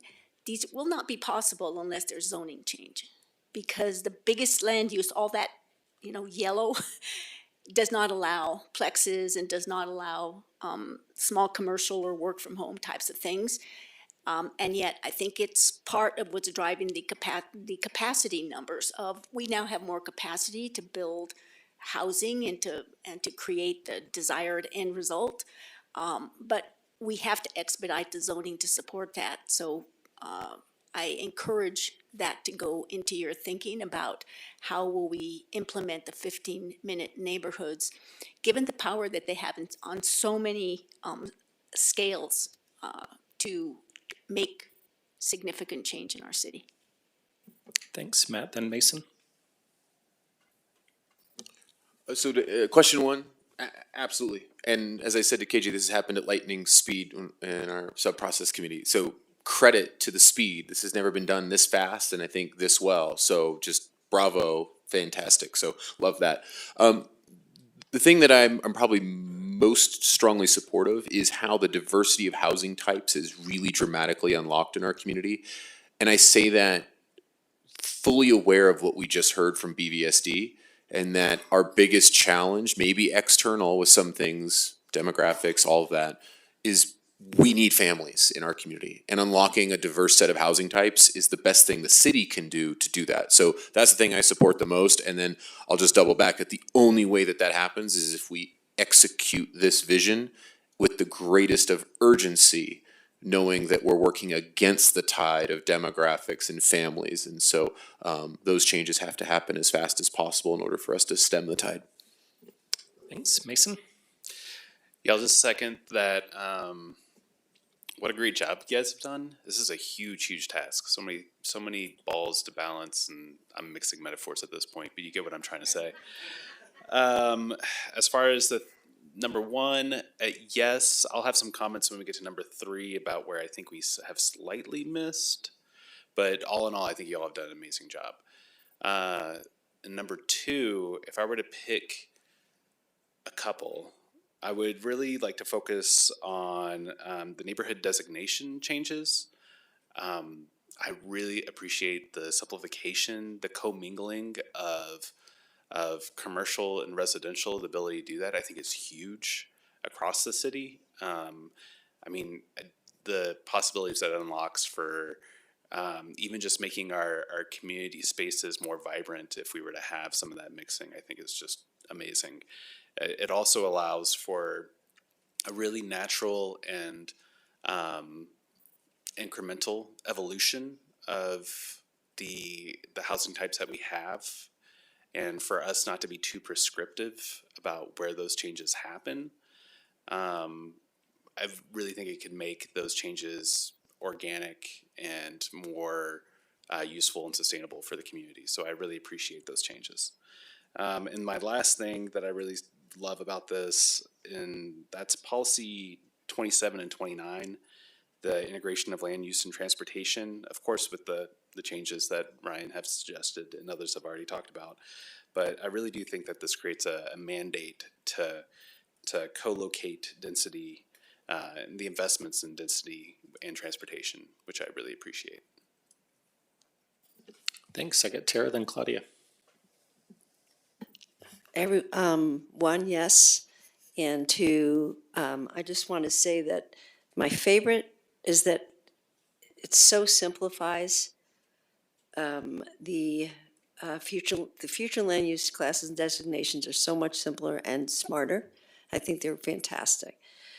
My biggest fear is that we're going to have, like Matt said, and also ML, giant fights between people that just for us saying, oh, well, it's in the comp plan, they'll be like, oh, great, so change it. Nobody's, I can't even visualize it ending well. So, but besides that, my question will be while we have that break, is how are we going to, like, 15-minute neighborhoods sound great, but not every 15-minute neighborhood could support a supermarket and other retail. And so I don't exactly understand yet, like, I get we're pushing it, but we can't, like, socially engineer, like, we want a new bodega in the X neighborhood, or we want coffee shop, unless we have the population to be able to, support the coffee shop that Nicole and I want so badly. Isn't that right, Nicole? We both do. So I guess I'm going to ask for 3, but I'm just giving you a notice on that. Thanks, Claudia, and then Ryan. Okay, number one, yes, I see so many through lines here from the community feedback. For comments on number 2, I'm going to focus on land use strategies rather than policies, and just go through quickly 4 things in the draft that I strongly support. So echoing Laura and Matt and Mason and others, this expansion of uses in what we're calling Neighborhood 1, I think this is absolutely critical to expanding housing access citywide and also creating and maintaining more of the fabric of some of our best, both new and enduring neighborhoods, places like Holiday and our older neighborhoods surrounding downtown. So the thinking you're doing there around Neighborhood 1 is fantastic. I think, secondly, land use designations based on function rather than fixed uses and building types is a great evolution here of our plan.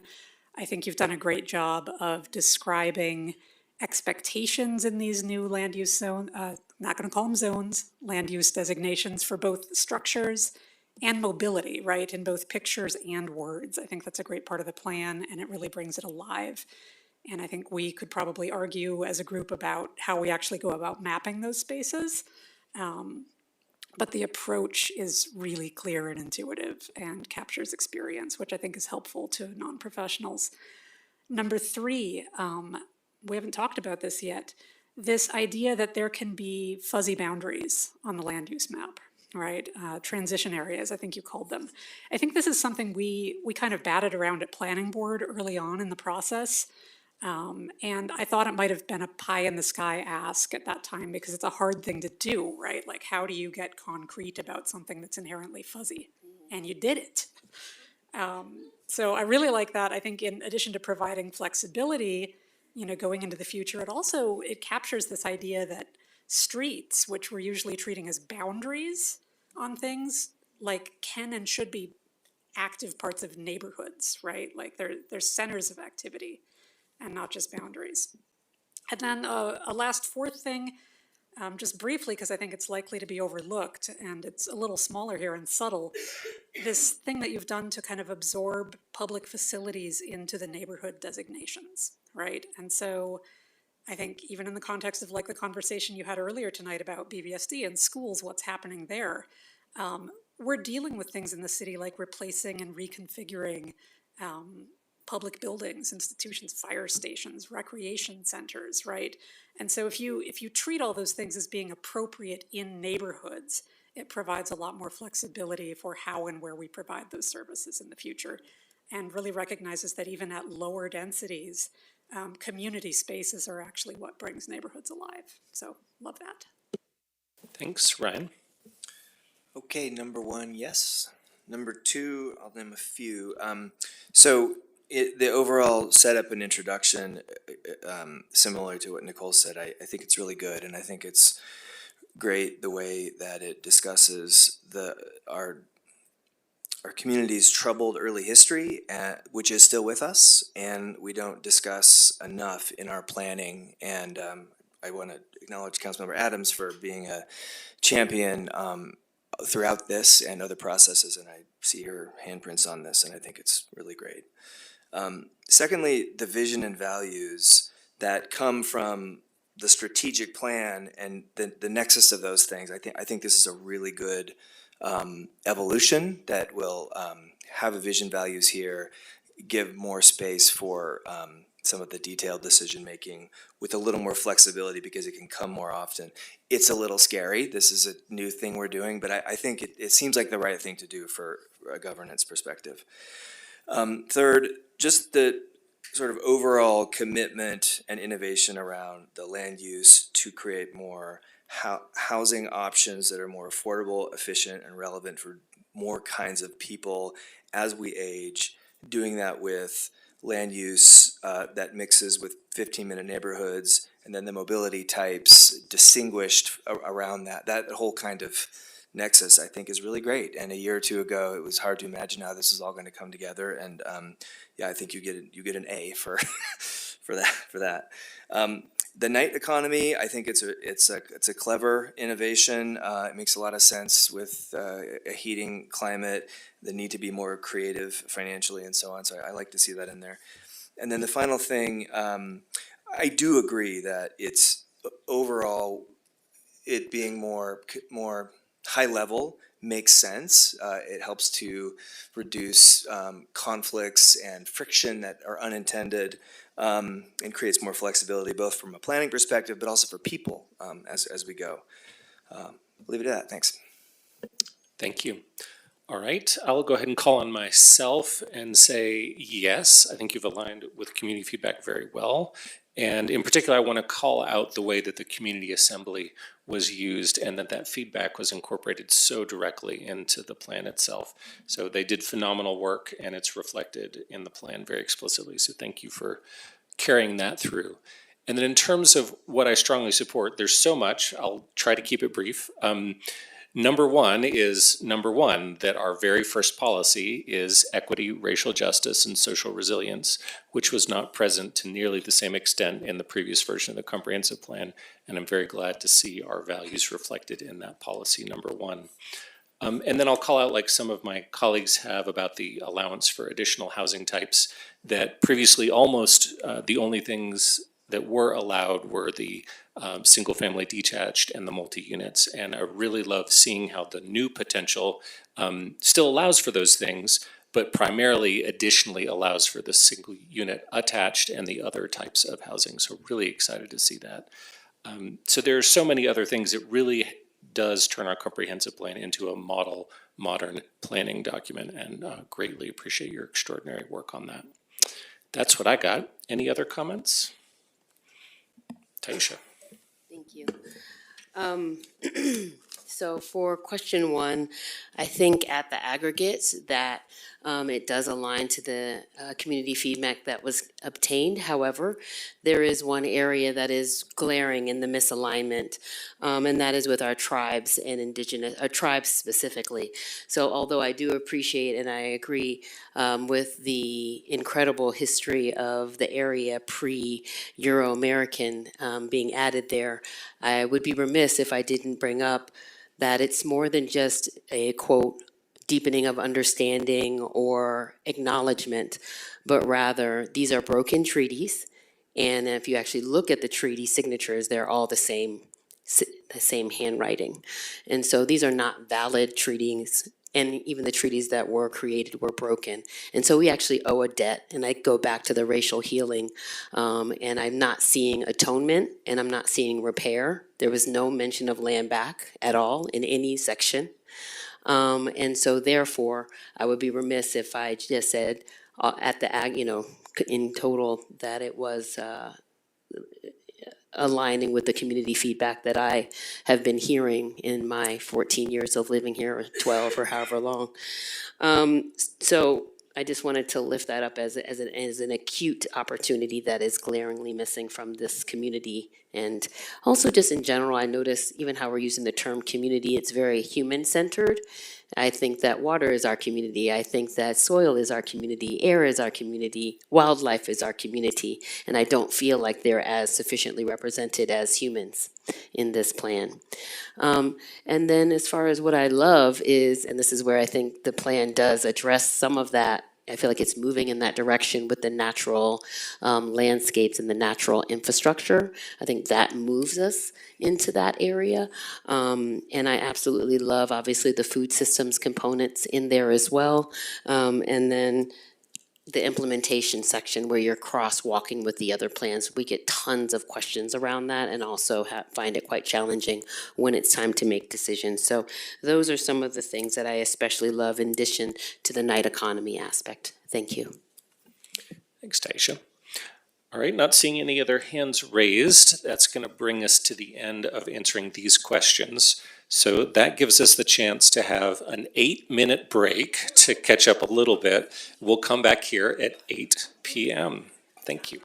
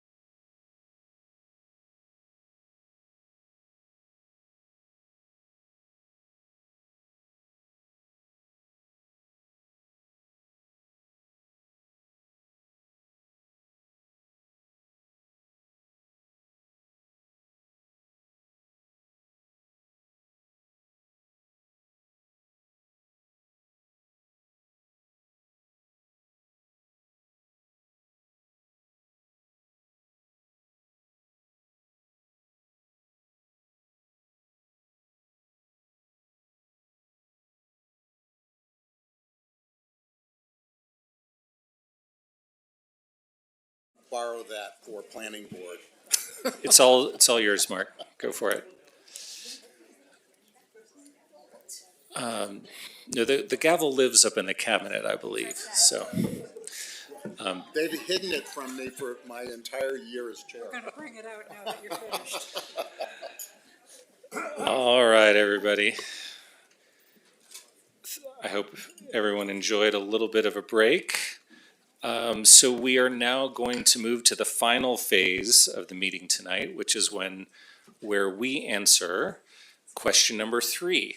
So I'll read that out here, which is, what elements of the draft plan do we recommend for refinement or revision?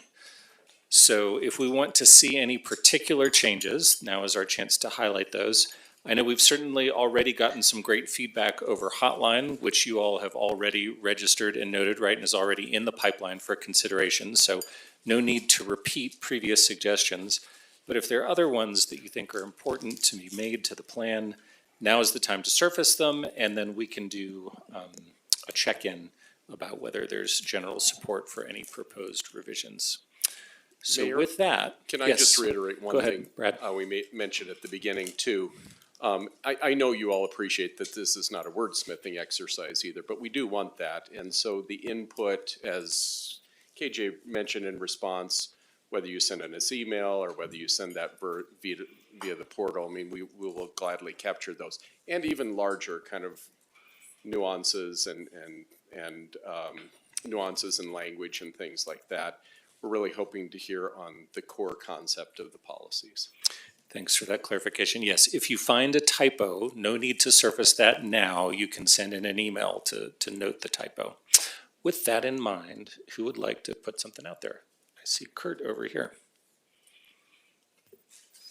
Thank you. Yeah, I didn't get a chance to respond to these, but that's because the number 1 and 2, but that's because other people covered my points there.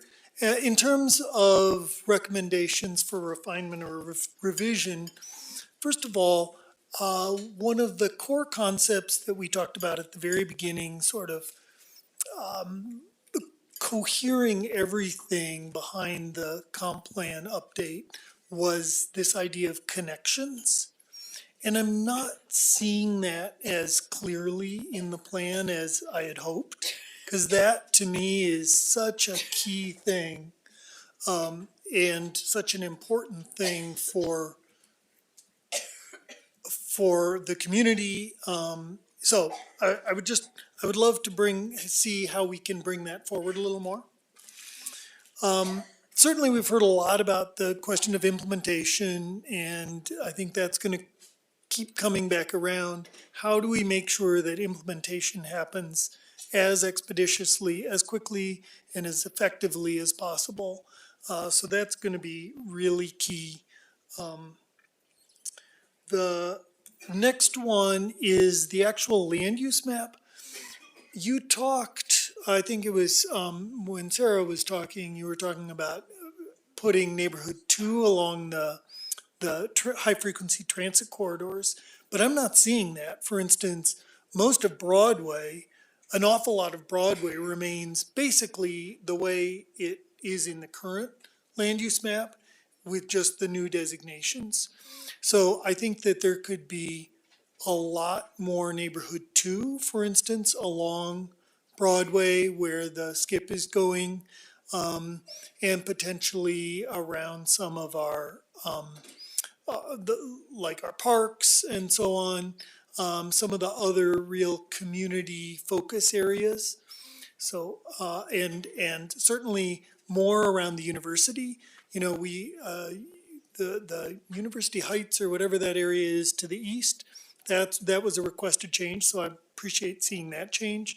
But we have tremendous demand for housing around the university, and so I think that could be neighborhood 2, you know, within, I don't know, 300 feet or something like that. And around downtown, Goss Grove is really at the core of the city. It's within the triangle formed by downtown CU and the BVRC. And for that to remain relatively low density, to me, doesn't make sense. So I think there are a lot of areas there that could become neighborhood 2 instead of neighborhood 1. And then finally, one detail, in the definitions, you have a definition for vehicle related, I think it's called, and that includes both motor vehicles, but also bicycle shops, basically, and micromobility. And to me, that doesn't make sense because I appreciate the recognition that micromobility and bicycles are transportation, are vehicles, right? But in terms of their scale and impact, they're totally different from motor vehicles, right? And so I think that those should be put under retail. I think that would be more appropriate.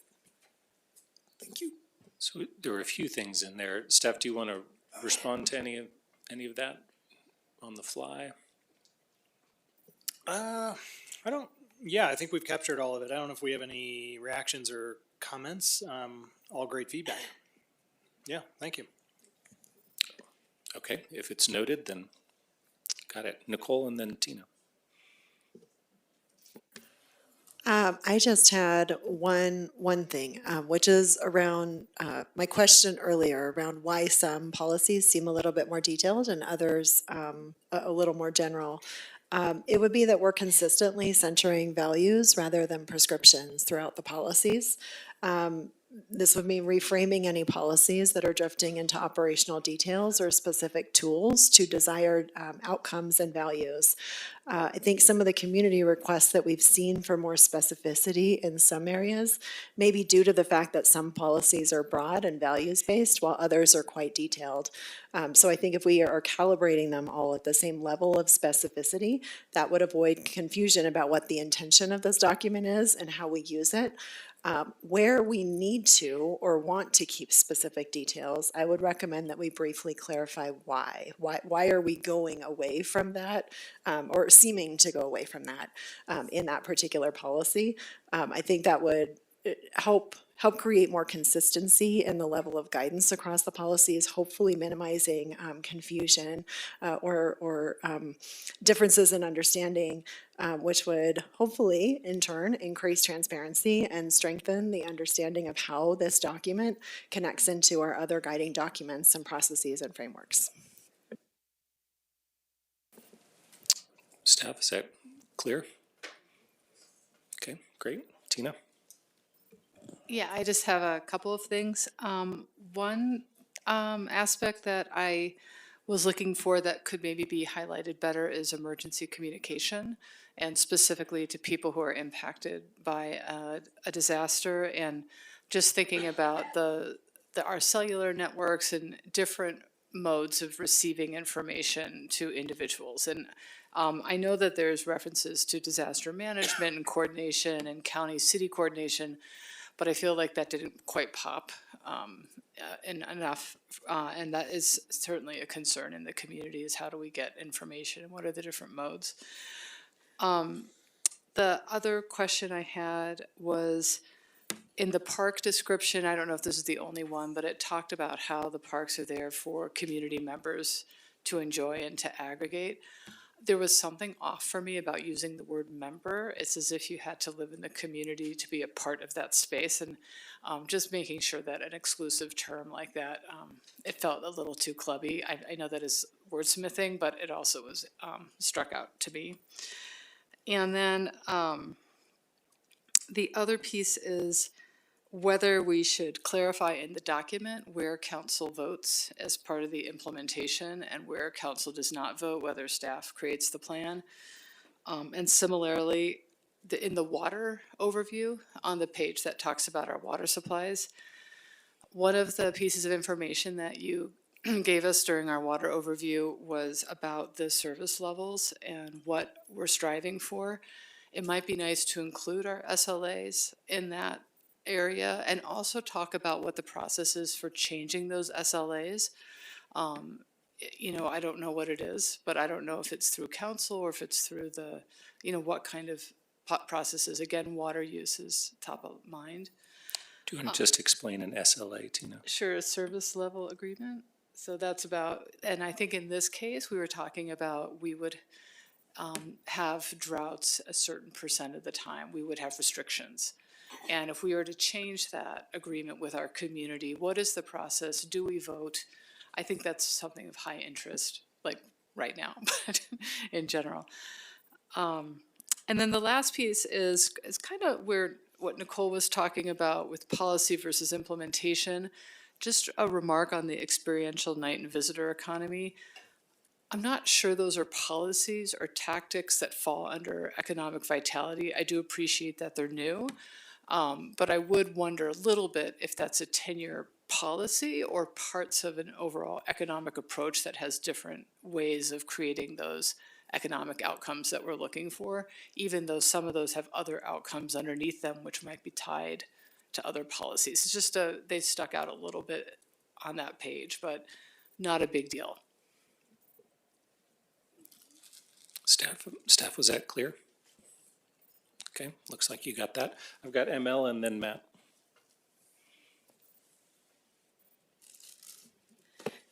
Thank you. So I'm going for the diagram because I'm an architect and I like visuals. So on the implementation diagram, I am suggesting that there be a two-way arrow between BVCP and development standards and zoning. And in an interactive BVCP online to include a means to track code back to policy and policy to code. And I bring this up because on planning board, we're tasked with holding criteria from the BVCP accountable in an application. And right now it's incredibly fuzzy. So any policy or a whole bunch of policies can support something and a whole bunch of policies cannot support it. And we don't really have a direct relationship between, say, a zoning move or a neighborhood criteria that leads back to the BVCP and gives us a means to hold the values of the community in check with the application review process. Got that? Okay, I got Matt and then Mark. So big surprise, I'm going to settle back on implementation.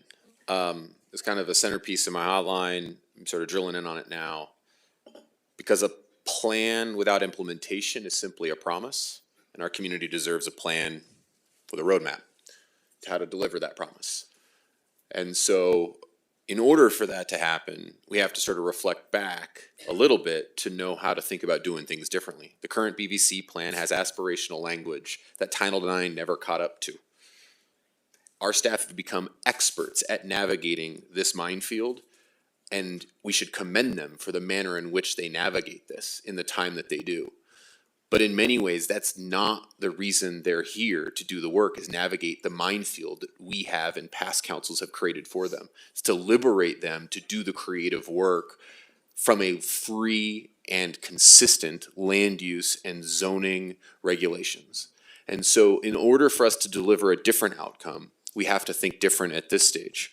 And that means that in this moment, we put in the implementation, a roadmap for how we implement the very land use to make this vision a reality.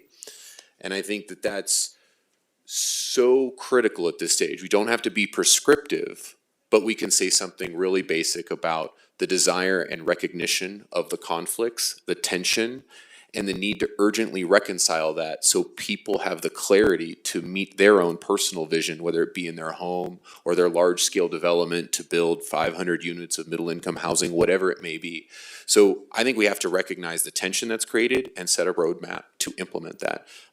Just for the record, I submitted some language as an example of how we could add a guiding principles paragraph to the implementation section that effectively, in a more succinct manner, says what I just said verbally. And so that's my goal, so that future councils, whether they're a mix or none of us, can look back and go, yeah, we're here to implement and make this vision a reality, and we have a mandate to do it with the greatest of urgency that we can do to meet our community needs. So that's my hope, that's my goal, and I'm really hopeful that there's a desire from everybody to see that come to fruition. Thanks.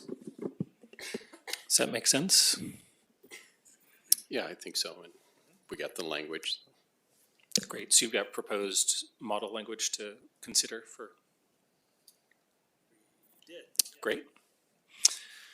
Excellent. I got to Mark and then over to Ryan and other Mark. Oh, was that? No, you're okay. You're first. Okay. We'll get to other Mark. All right, thank you.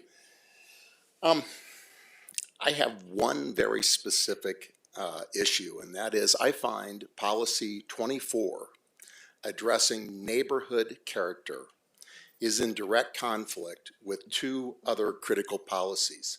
Policy 1, equity, racial justice, and social resilience, and policy 29, 15-minute neighborhoods. The term neighborhood character that we frequently use is neither defined in the plan nor in the glossary. This lack of definition has allowed it to become a polite but effective cudgel to slow or stop us from reaching our stated and adopted goals. It is a polite way of saying, don't mess with my street or my neighborhood. I don't want renters. I don't want retail or small offices or multi-living units integrated into my neighborhood. I don't want to change. Let's be strong enough to clearly define what we mean when we say neighborhood character, or let's remove it from the plan. Does that register? Got that? Okay, very good. Ryan and then other Mark and then Mason. Okay. So on the subject of being high level, aspirational, broad, I am on board. But I also think we need to apply more to what we're trying to do with terms or phrases or expressions of intent. It should be clear. It should be objective. We should be expressing outcomes. We should be thinking about those coming later who are going to be looking at this to make criteria-based decisions. And those who are going to be wrestling with trade-offs and reading what we gave them to work on that with. And so I think there are a few places where there's some chewing up of language that are in order to meet that balance.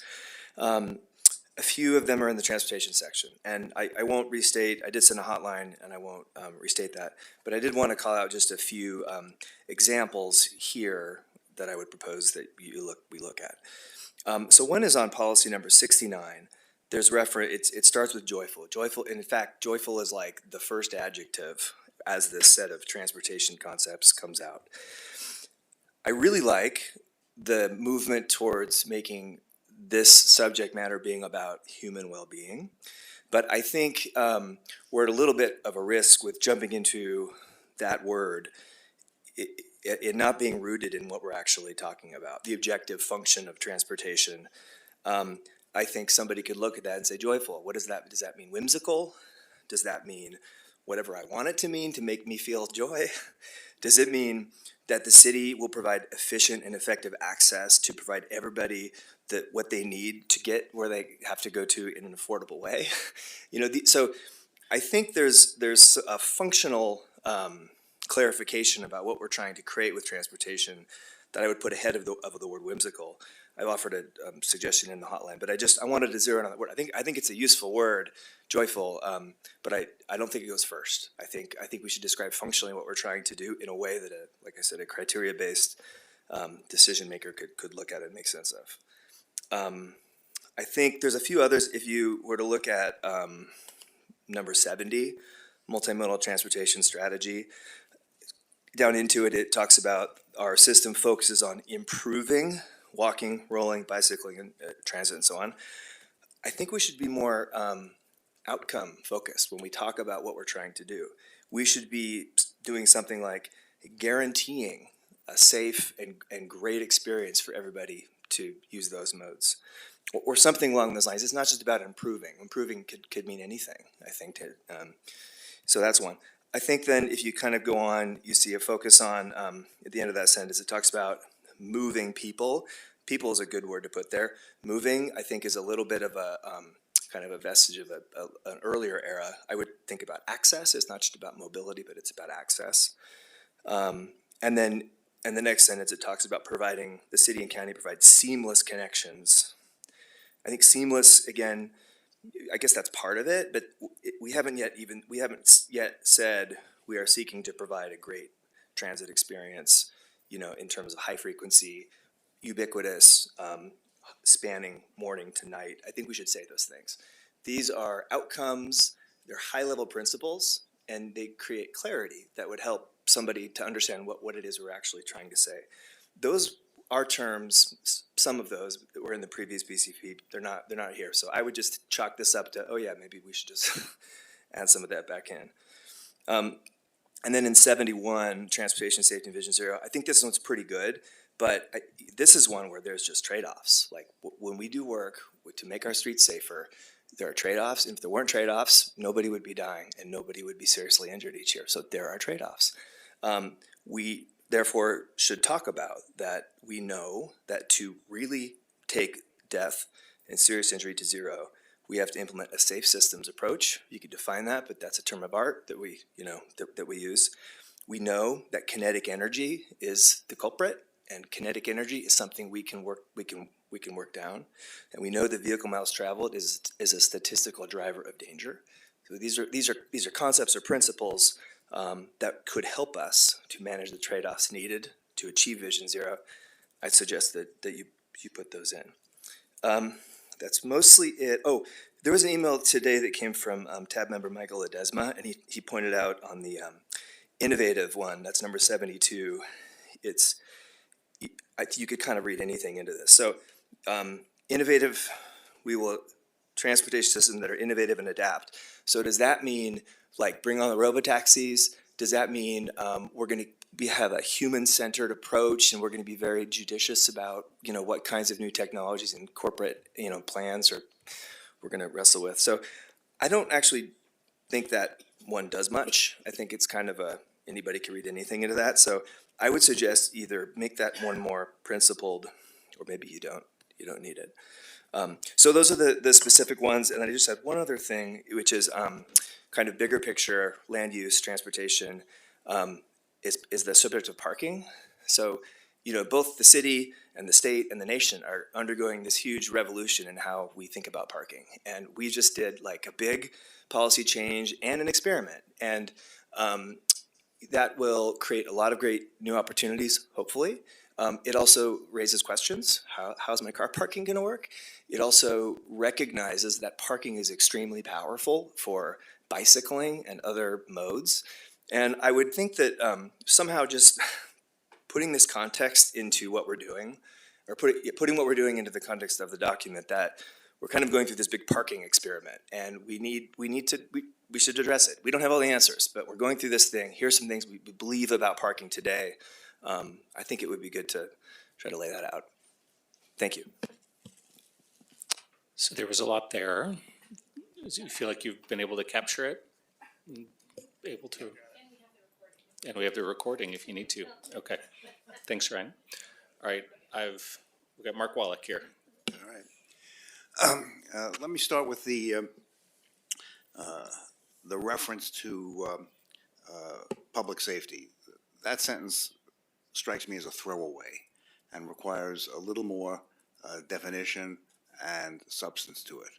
We don't need a two-page treatise, but it needs a little more than we have. Next, the plan well addresses the typology of housing in our neighborhood areas and the way in which we are expanding it, but it does not address really the affordability of that housing. Obviously, small units such as ADUs are going to be less expensive than three-bedroom apartments or single-family homes, but we have a need for middle-income housing that is accessible to people who can't afford a $1.3 million home, and the plan does not really bridge that gap between creating the housing and making it accessible to more people, and I would like to see that addressed. Third, I am going to take a little bit of issue with respect to parking. There is a relationship, we may want to minimize parking, but there's a relationship between parking and economic vitality, at least in some of the areas of this city, and we do not seem to acknowledge that that is the case. If you eliminate the parking at the 29th Street Mall, you will have a ghost town. So I think there has to be some recognition that parking still exists and still has a utility in our overall transportation plan.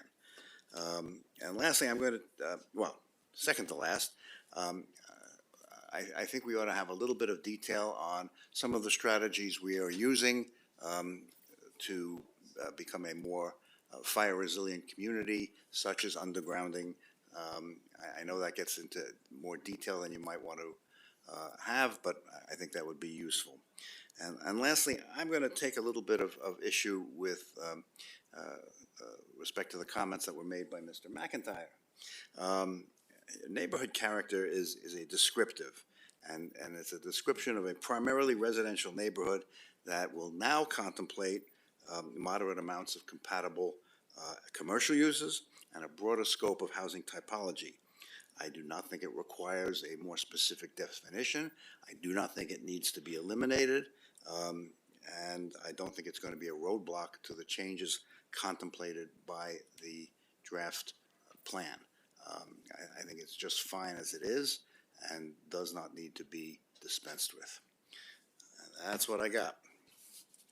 I've got more actually, but that I'll send. Okay. I'll do that in writing. Well, we did receive a hotline from you earlier as well. Just one. There'll be more. Yeah, Trust me. one quick point of clarification. Your first comment about a reference to public safety, was there a policy number related to that, or I may have missed it? I don't have it in front of me. 84. 84. Okay, thank you very much. So You don't have it memorized? we are, after this, going to retire to a pub for some comp plan trivia and see who can name the policy 76. Okay. I've got Claudia, and then Taisha, and then Tara.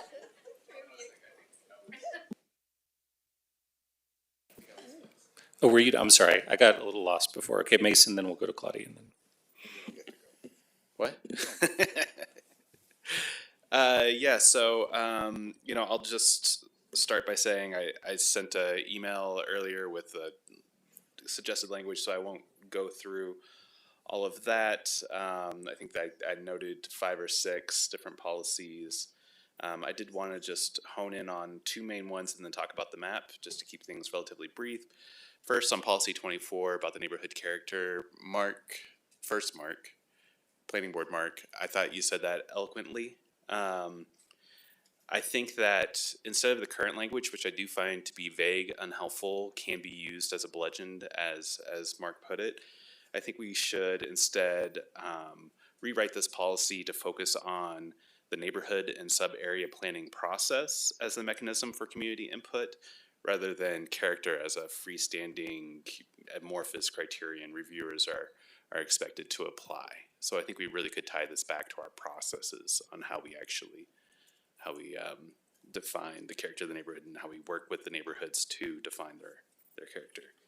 So on policy 84, which is why I knew that number, the policing plan that we have is pretty awesome, and I see that missing from this language.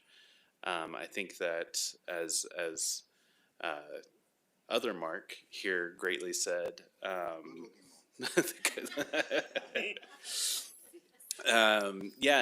we have a policy that commits to addressing the root cause of harm instead, which reduces our resilience on criminalization. And I didn't see any of that language in there. There was the word holistic, I think, but I think that's a little vague. That's it on those. What else do I have? Oh yeah, on the map. Kurt, I agree with all of his comments. I would also like to just highlight that instead of just focusing on bus accessibility, things of that nature, make sure that we're looking at bike transit. There are some major corridors that are used, and I didn't really see those focused on with using the neighborhood 2 designation. I also noticed that there was quite a few areas of the map where there's already pretty high density that aren't neighborhood 2, which seems to suggest that the direction of the evolution of those areas to go to single, less dense instead of more. I'm thinking of areas in my neighborhood, South Boulder, like across from Fairview and along, Broadway or whatever it's called there, the highway. We have 4 bus lines that come through there, and practically none of that was neighborhood 2. I'm also thinking about the Bear Creek area that has some high density housing, also not neighborhood 2, and we're very close to the Table Mesa Shopping Center neighborhood hub. So I thought there's an opportunity to add some there. So, and I think that's all my comments. Did good. Thanks, Mason. You got that? Mason, how did you sent your email to who? Oh, Mason, you sent your email. I haven't seen your email. I sent it to KJ. Send it to K. Okay.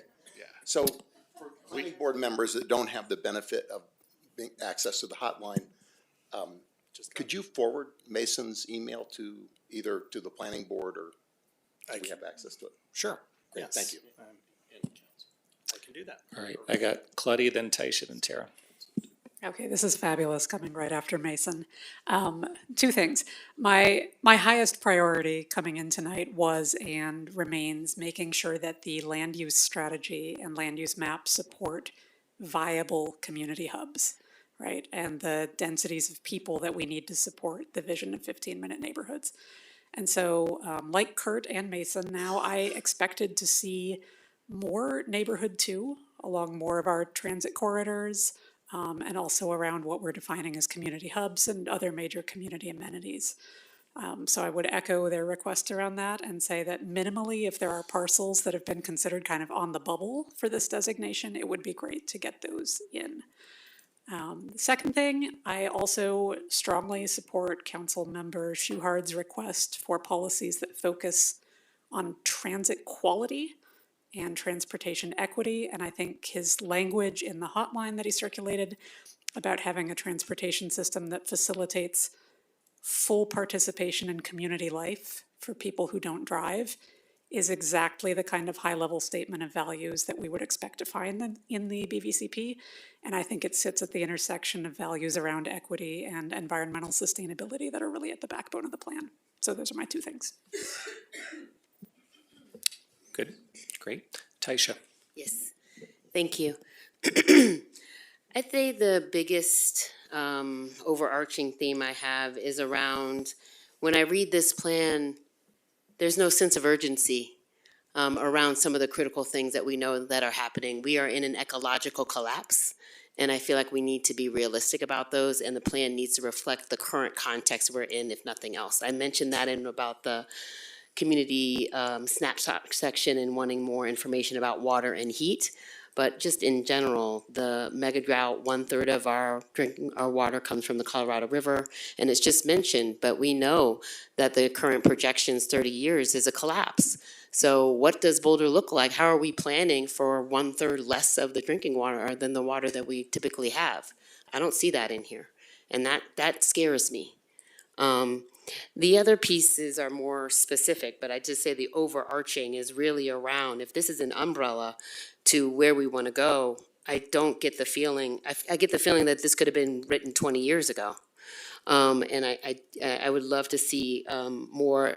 Matt, I love what you brought up around the science and tech economies. We see what's happening around the failure and collapse of the petrodollar right now.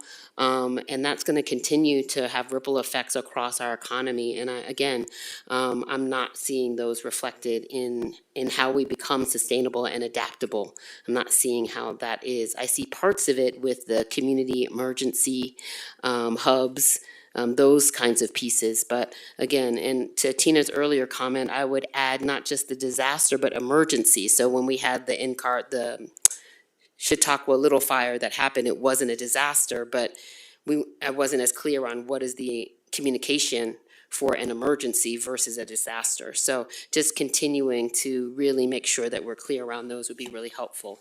The second piece I mentioned around the water supply piece, I continue to be concerned around that. It also then dovetails to the climate action section. So there's climate action, and then there's a biodiversity section, and then and it just feels like not like comprehensive. And then natural infrastructure is over somewhere else. And so, I love the direction of this version of the plan versus last, but there was something helpful about water is here, this is here, housing is here, transportation is here. So that was just something that I noticed. Let's see, 4 is the racial equity. I say this all the time, training without accountability systems is violence. Using these terms, equity, in your values without having anything beyond, we're gonna dismantle, but then you have no goals around it. It's the only section that has no meaningful goals that I could see. I also have concerns around who was actually at the table when decisions were made, given the lack of racial and ethnic diversity in on the teams that are usually involved in these kinds of things. Let's see, that's 4, 5, where are you, number 5? Oh, I appreciate vehicle miles traveled, but unfortunately, that is not the only transportation issue. One that is missing is food miles. And I would love for us to explore how we can reduce our food miles. And because we know that the majority of our food that we grow in Colorado is exported. So how do we reduce those food miles so that our food is staying in the communities that need it the most? That was number 5. Number 6, policing. I would actually argue that in some critical areas, we're moving in the wrong direction. I look forward to the Boulder Police Oversight Panel report that is coming out, but from some of the initial data that has been provided, those gaps are not shrinking. They're maintaining and in some areas widening. In addition, there has been continued concern by members on the Boulder Police Oversight Panel and community members regarding the slow removal of authority of the Boulder Police Oversight Panel to be able to review cases, et cetera. So again, I also appreciated Mark's comments on the hotline around just public safety. Again, we know mass incarceration, mass surveillance continues to be an issue for us. I'm happy we have a task force around that. But there's other things that are coming as well, and I would love to just see a little bit more to ensure that we don't fall down the path that had, created the "This Is Not Who We Are" film. And that is all for now. Thank you very much. Thank you. Did you all get that? Yeah, that's very helpful. Thanks. I got Tara. Can someone go ahead of me? Does anyone else want to go? I got Rob. Then Laura. You're welcome, Tara. Just again, looking at open space, I would love to just have some bold language in there, specifically to the fuel management, and it could be something as simple as tagging the 3rd paragraph under urban design and management, where it ends with distinguishes these lands from the urban environment, add active vegetation and fuel management is an integral part of open space stewardship, reducing wildfire risk to our adjacent neighborhoods and critical infrastructure while supporting long-term ecological health. Something to that effect. I just think it's really important that we're addressing this with the climate. I know we have our WUI codes, but those are all, nothing's retroactive there. I think this is our best chance in our front line to address our resiliency around that and climate change. Thanks. Noted. Great. Laura? Thank you. I have really appreciated all of the comments. I think a lot of brilliant things going on, so I'm just going to focus on a few things. But if we were doing vibe checks, I would be vibing with everything I'm hearing. Can I get a quick straw poll on how much vibing is going on in the room right now? Everyone who's vibing. Pretty good. So much vibing. Okay. Almost everybody vibing. Almost everybody vibing. We'll do a Mark versus Mark a little later on, but Laura. Okay, so just a few here. I do think we want to retain not just a spread, but a numbered policy on the built environment and placemaking, including some of the concepts that are in that later language that talk about being human scale, ground level activation, varied roof lines, breaking down massing, creative architecture, that kind of thing. And the reason why I say this is we hear this from people almost every concept review, almost every site review. People do not like big blocky buildings, and it makes people dislike density. And for those of us who feel like the city needs density, which I think is pretty much everybody here, I think we need to be really cognizant of the fact that we need to be building places that people like to be in, and that includes good architecture. And so I think having a numbered policy on that would be really, really helpful. And in that spirit, I did really love the policy about imagination areas, but I would push back on the creative rule bending. I don't see that being applied to any of our other multiple wonderful values and policies that we should be creatively bending the rules to make these things happen. And we do get developers in almost every, again, land use review process that already want us to be really creative with our interpretations. So I don't think we need to put into our planning document that we allow and encourage creative rule bending. Again, on the subject of flexibility, I had some hesitation around moving to neighborhood 1 and neighborhood 2 and the hub concept because of all of the flexibility that could potentially be abused. I'm willing to go in this direction. I think it has more benefits than drawbacks, but I think we may want to have a policy that discourages the conversion of multiple units into single units or downsizing from lots of units to few units. I'm especially worried about this in the context of Sundance and how attractive our community is going to become to people with a whole lot of money that might want to grab up a property near downtown and convert multiple units to some private island.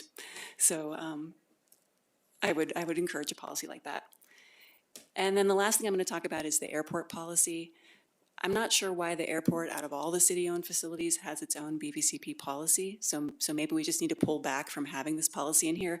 I think the policy is really problematic. But if we are going to keep it, we've talked a lot about how the BVCP document is forward-looking, but this particular policy sort of cements in place, this is the current uses of the airport, and we're going to maintain that. And I agree with Mark Wallach's hotline, that there has been a very robust, lively, argued in very spirited ways, community conversation going on about the future of this property. And this policy currently doesn't reflect any of that. So I think we either need to reflect the current state that this is potentially in flux, including through the airport community conversation, the signature drive to put a measure on the ballot, the city's litigation effort. Like, a lot of stuff has been happening in the past few years to think about the future of this property. So either let's reflect that or let's pull this policy, because it's really hard, I think, to capture what's going on here. Right, does that make sense? Okay, thank you. I got Tara, and then I'll come back to Tina. I'm going to disagree a little bit with people because I feel like flexible language seems to be not popular with us tonight, but I really like the flexible language because there is a future where everything is going to change. And Taisha has mentioned this, not so far from today. But we can only do this document every 10 years. So I feel like if it's too specific, it won't hold. Like, we don't know what's going to happen in a few years, so it has to be more flexible enough so that it can last 10 years. So, I agree I love good architecture, and I know we've discussed this before, KJ, right? Like, who's good architecture? But I think most people don't like block buildings, we could say that. So, and I agree with Laura says, but being too prescriptive about it, or saying, no, we're not allowed to do this. What was it, Laura, you wanted to do? Not do more buildings, do less buildings, whatever that was, might be too prescriptive, I would say, for a document like this. Moving on to trade-offs, I agree with Mark about the parking, not because, first of all, the word joyful is truly annoying. I'm not going to say it was annoying. The only joy that I have in transportation is when I ride my e-bike at very high speeds. That's it. Aside from that, no joy. So, especially, yeah, I know. I'm a rule bender, so we all know that. but aside from that word, for some reason, I'm like, what does that have to do with transportation? But anyway, aside from that word, the thing is we read in the document that there's going to be way more seniors very soon. And as a senior, but really not over 70, only Mark is in that category, so I'm not really a senior. I take it back. This is me and Mark's longstanding joke of the two most senior members of council is when you. We're not revealing personally identifiable information at the council meeting, Sarah. My filter is gone like 2 hours ago. Okay, I take it back. Mark's laughing, thank God. Okay, but in all seriousness, seniors have a hard time, and I mean seniors, older people, not like us, right, have a hard time getting around without a car. So instead of saying car-centric or not car-centric, I would rather say people-centric. Some people need cars, some people don't need cars. Some people sometimes need cars. But to me, if our population is getting older, we really cannot throw out the car. I will just say that my husband, who's disabled, we lived in Philadelphia, we loved going downtown, but we could never go downtown because we couldn't find a spot that was anywhere close to the restaurant, and he can't walk very far. One of the reasons why we moved here was because it was easy to get around to the downtown in a car. So I just want us to think outside of the box of, how we view people and what their needs are. And so I want to bring that up as not being for cars or against cars, but just being for transporting people for our economic development. And cars, I think, are somewhat important.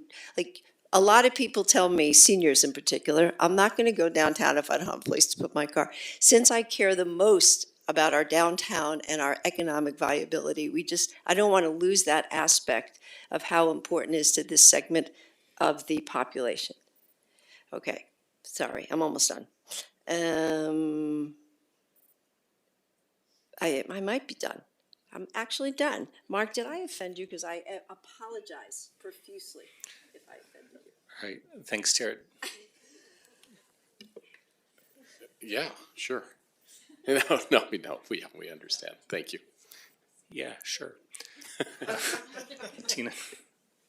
I just forgot to add one comment on the slide that was in the original, in the first presentation, that talked about one of the risks being gentrification and also displacement of people of lower incomes as we develop. And then I think about development, especially in the neighborhood 2 area, where a smaller, more modest, older home might be replaced with 2 luxury condos, and to think about whether we want to reflect in this plan some mechanism beyond just cash in lieu, which still displaces people, whether we want to consider trying to keep different incomes in areas, or whether we're fine with just redeveloping and then diverting people to affordable housing through the cash in lieu program. That's not a really great way of saying that, but. I think we understand just from context from other conversations too. All right, I'm not seeing any other hands raised, so I'll try to bring us to a close here. Just for me personally, I think the plan is phenomenal, and there have been a lot of brilliant comments here tonight about ways to refine it and make it even maybe slightly a little bit better. The one thing I'll just put a +1 on was analyzing the transit corridors for some potential neighborhood 2 opportunities. So I thought that was worth analyzing. So with all these brilliant comments that you've heard, some of them have been in tension or contradiction with each other. So just curious what you're thinking about in terms of next steps and how you would take this feedback. Yeah, I appreciate it. I guess I wanted to invite you as chairs, maybe initially, but others as well, on any points that you thought you heard there were clear differences of an expressed opinion, and maybe talk through that just a little bit more to see if there is some version of a majority, and then if we have to be more specific. That would be one recommendation, and the second was, and this might be straightforward, getting clarification on whether there's a majority or consensus around more focus on the transit corridors and the mapping, the point you just raised as your personal interest. Okay, so let me take a crack at this. So I did hear on the transportation side, I heard some varied comments about approaches to transportation and also approaches to parking. It seemed to me that it was you would potentially be able to incorporate that feedback. They didn't, to me, didn't necessarily feel fully contradictory to each other. So it felt like potentially there were some mild language changes that could incorporate a broad range of feedback in that area, but I'd be interested in your thought on whether you feel like that's possible. On the parking topic. I mean, Transportation and parking. transportation work general, and you're not talking about the map, the second. No. Yeah. Yeah. Felt like it was. Yeah, I think broadly speaking, I think we can. I think think- we can tackle many of those just in terms of, I think there's some clarifications that are probably needed, perhaps some more descriptive or aspirational language that are not specific goals, but directions we want to make sure that we're reinforcing. And then also just, I think, recognizing the value of the diversity of ways that people navigate this city through the transportation system and making sure that all of those are supported. I want to check with Sarah. I mean, Yeah, do you feel like there's clarification? I think so, and I think what we can do is take those and work. I think there's enough in that section, and then on the 13th, when we meet with all of you again, we can share what we have come up with, and if there are issues at that point, we could work through them. Yeah, and Yeah, I'll highlighted just say changes. in general, as we Yeah. take all of that and we will highlight those changes for you and you'll tell us whether we hit the mark or not.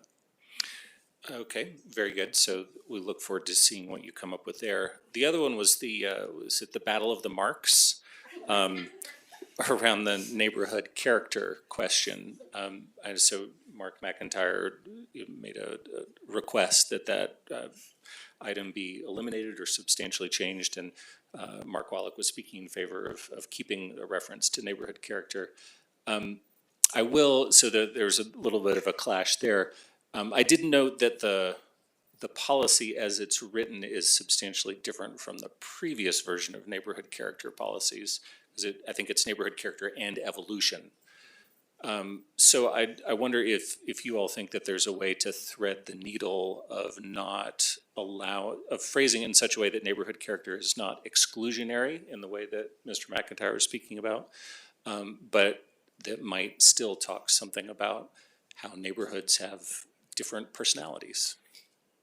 I'll let the team answer whether they think that we can, but I will say we are sensitive to neighborhood character as a potential term that, is a bit of a flashpoint, but we also appreciate the sentiment of character in the sense of being unique, defining who we are as a community in the built environment, but also social and economic.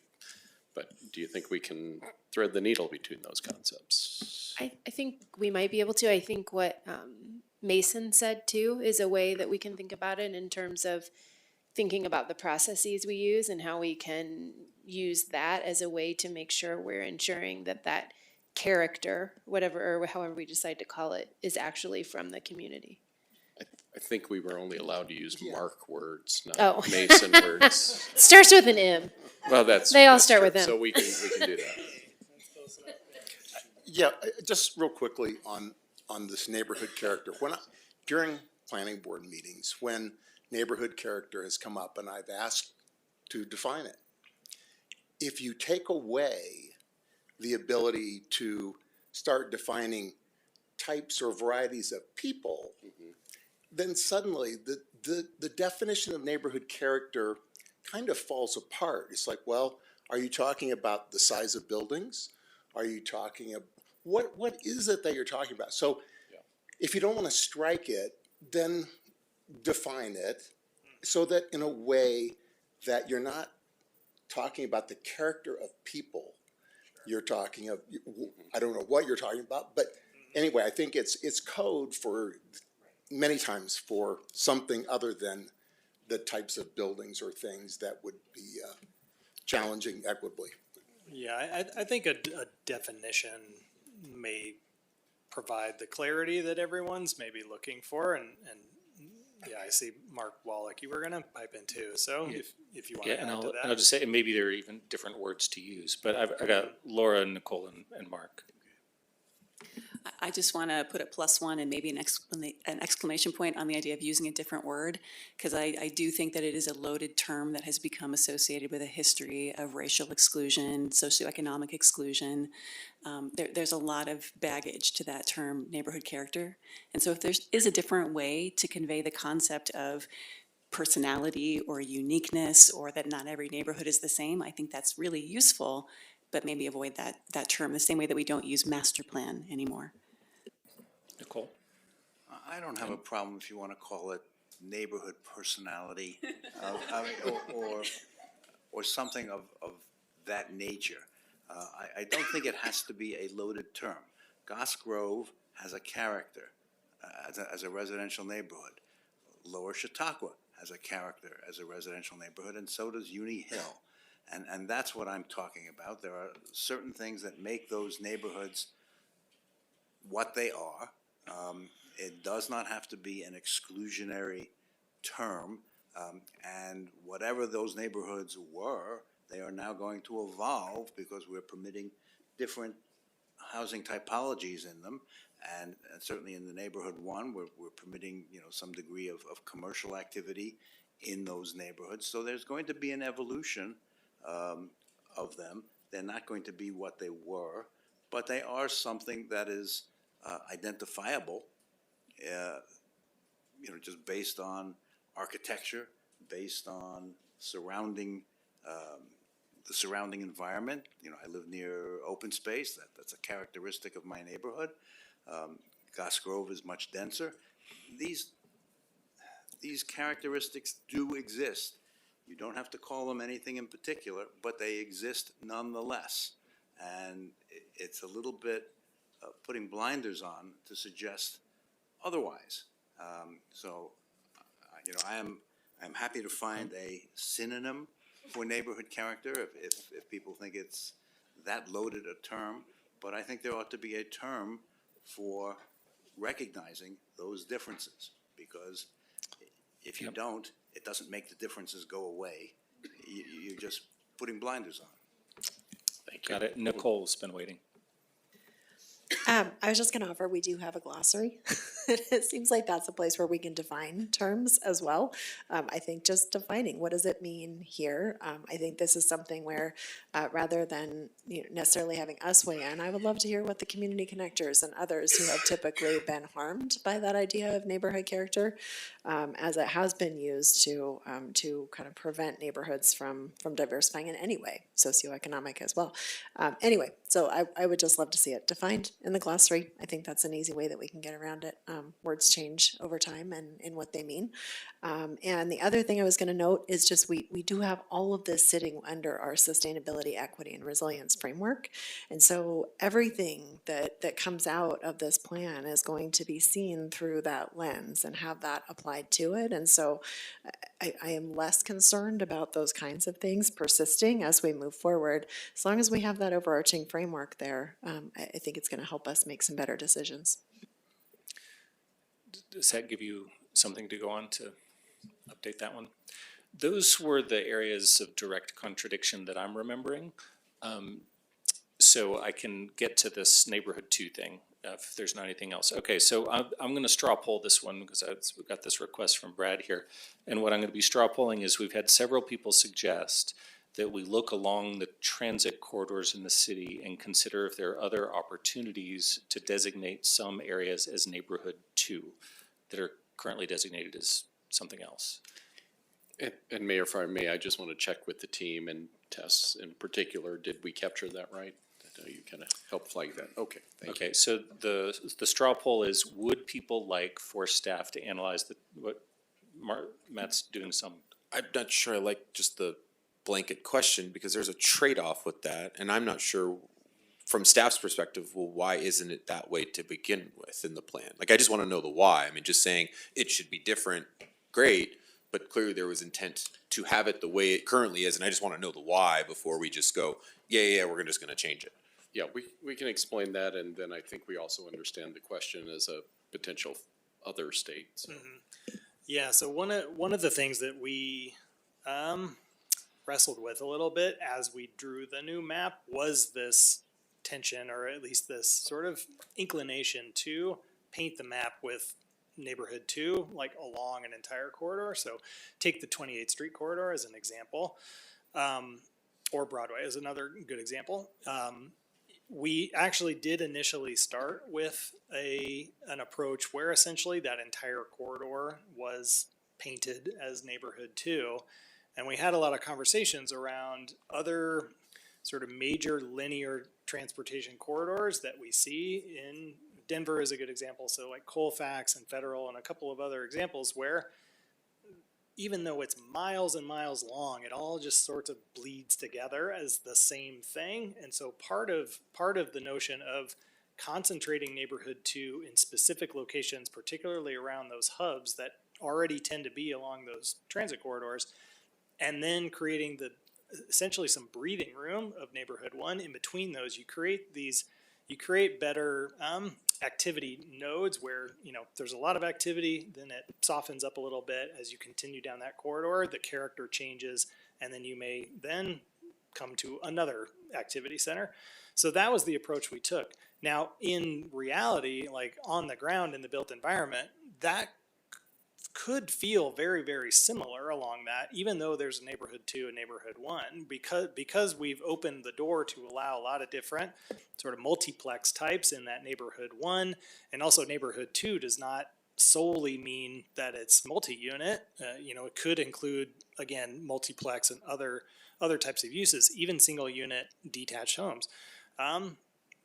It's probably not going to be as apparent, quite honestly, but as you transition, and we think overall from a housing capacity standpoint, we've reached a comfortable, happy medium between those two things. So again, if it is the will of both bodies to investigate that further and look for areas where we could potentially add more neighborhood 2, we're certainly open to that. But that's the reasoning behind why it looks the way it does, at this moment. Yeah, maybe elaborate just a little bit more too. We wanted to be bold, as we said at the beginning of this, but reflecting as a parallel concept, the idea of resisting dropping new hubs in. We wanted to find that balance of respecting the crosswalk between the existing map and the current one. So there was a little bit of being conservative in that regard. But certainly if there was direction to find something in between there, that would be illuminating. Okay, so what we're asking about is not for the transit corridor, if I can. Yes, you want to go ahead? Yeah, go ahead. I'm not sure that I have all the information that I would like to have to weigh in on that tonight, largely just around the need. And like what I see is that what we've got emerging is enough to meet the, at least for now, projected demographics that we're going to have in 20 years. There may be more to that that I don't know, that like, no, we actually might be short, or these projections are off or something. So that's I don't think that I can weigh in on that tonight. Totally fair. Mason? Just wanted to clarify my comments because I think they kind of got lost in between when I said them and now. I was more specifically asking about not just around transit corridors, but expanding the definition of transit corridor to include bike, but looking specifically at areas where there's already what I consider considerable density that are neighborhood 1.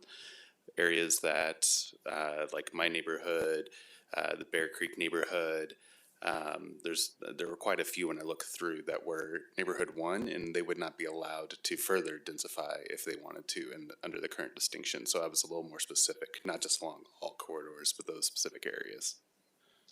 Yeah, thanks for that. So I think what we're considering, or about to consider here, is not painting corridors with a brush and not doing it everywhere, but asking staff to look if there are some targeted areas where things are not currently designated as neighborhood 2, but might be brought back forward as proposed for area 2.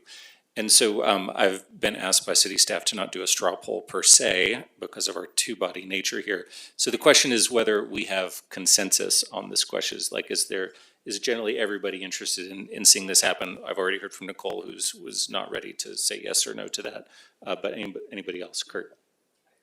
I just wanted to add as other areas that I think would be worth considering is, as I said, the area around the university and also around downtown. We're trying to revitalize our downtown. We're desperately needing more people to be downtown. And yet we have areas very close to downtown that are really very low density. And so can we get more people there in order to provide more vitality and help especially our retail downtown? Point taken, although I think what we're asking is for them to analyze different areas rather than give them specific, you must change this, but point taken. So any other? Jazz hands, or what are we doing? Jazz. I actually would turn to the lawyers and see what's acceptable here about how we determine consensus without some kind of physical display. Sure, you could conduct, each body could conduct a straw poll separately. So that would be an option. I'm happy to do that. If you'd like to do that with jazz hands, I don't see any legal problem with that. So, yeah, so if this is something you'd like to see analyzed, raise your hands in the air like you just don't care. And so I'll start with, so City Council, just throw some hands up if you're interested in the exploration of this idea. We're gonna have not, what Nicole's option? Nicole's option is to not move forward with the analysis. So the question is, I'm going to start with City Council. If you're interested in exploring this idea, throw your hands up in the air. And so there is a complete lack of consensus. So, but for completion's sake, Mark. Okay, planning board members, if you're interested in exploring, having staff explore an expansion of Neighborhood 2, raise your hands. Okay, so we have a council planning board split once again. So it looked like all 6 planning board members liked that idea, but council only had 3, so no consensus. All right, so we worked through that. Anything else that you need from us tonight? Sadly, we've been a little quiet, so I don't know that you have much to go on.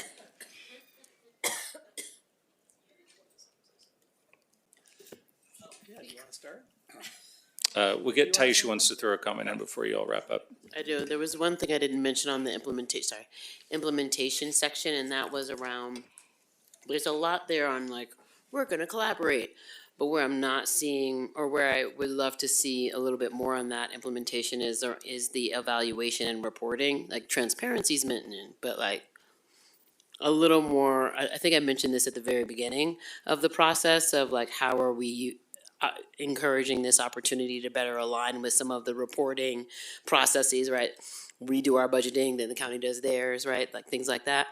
And then the other thing was, I mentioned my concern around habitat and climate considerations always being in steps 2, 3, or 4, and not step 1. And I was told that the Boulder Valley Comp Plan process was a process where we could revisit that, but I haven't seen where that shows up. So I just wanted to lift that up again. Thank you. Thank you, Mayor.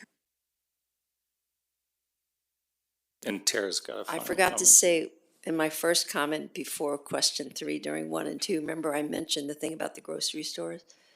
So I'm not sure what to do about it because I don't want all the people writing to us and saying, why don't I have a grocery store in my 15-minute neighborhood?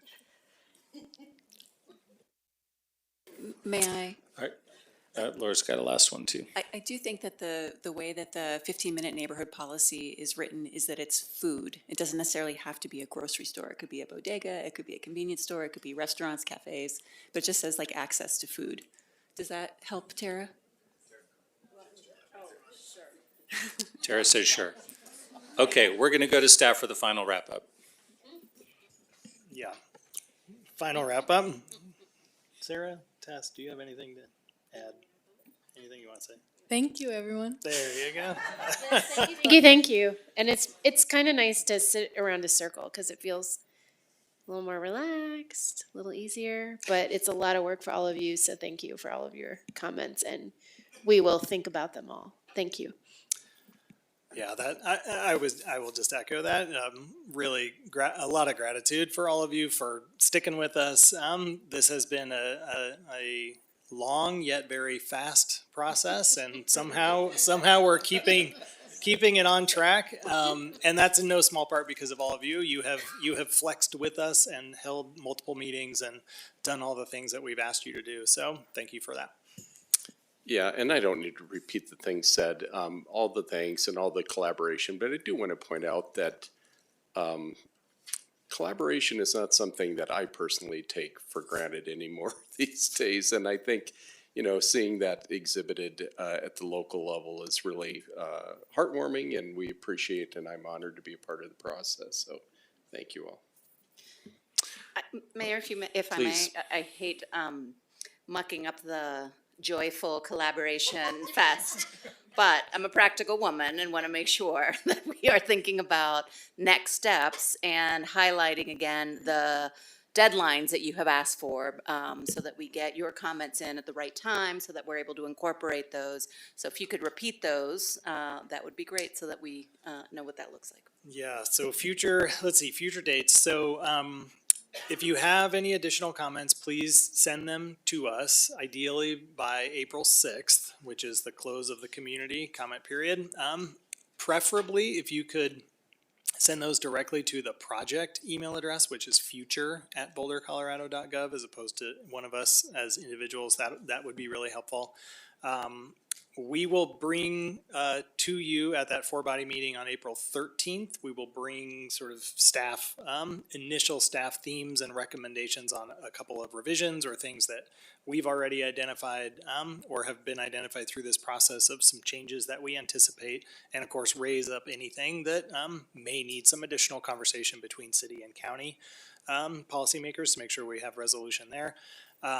And then, let's see, so that's April 13th, and then we will go away and lock ourselves in a room for 3 or 4 weeks. Oh, look at that. That's not right. Oh, you unplugged. I unplugged it. It shouldn't be up. Oh, that's weird. How does that work? Okay. So let's see, the next date then is the recommended plan will be delivered to the community and available to everybody on May 18th. And then our joint public hearing is June 4th. So buckle up for Mark your for the month of calendars. June. Yeah. Okay, a very brief something from Matt. Staff promised a date for some of us about when is the effective date of the comp plan Oh. after the four bodies approve it. That you Yes. gave me the suspense of you were going to say it and We it was waited. going to leave. You're right. So anyway. We asked you to wait. So yes, Matt asked us a question about when does the comprehensive plan become effective? And the answer is it becomes effective immediately upon the final approval. So once all four bodies have approved it, it is effective. It becomes the policy that would guide your future decisions. There are some formalities and some additional steps to, really lock it in and do all the things. But essentially, when that fourth body makes the vote and approves the plan, then it is ready to go. That's when the confetti starts falling. Okay, well, Brad and KJ and Sarah and Tess, thank you so much for your extraordinary work on the plan and tonight, and listening to all of our feedback and responding to all the questions, as well as the fantastic staff team that we have behind us. Thanks everybody for being here. And Planning Board and Council, fantastic comments, and we really look forward to how you absorb all of those and move on to the next stage and get to that adoption here before too long. So thanks everyone, and I'll finish it out here at 9:15 p.m. We're only 5 minutes over our time. Great work, everybody. Thank you.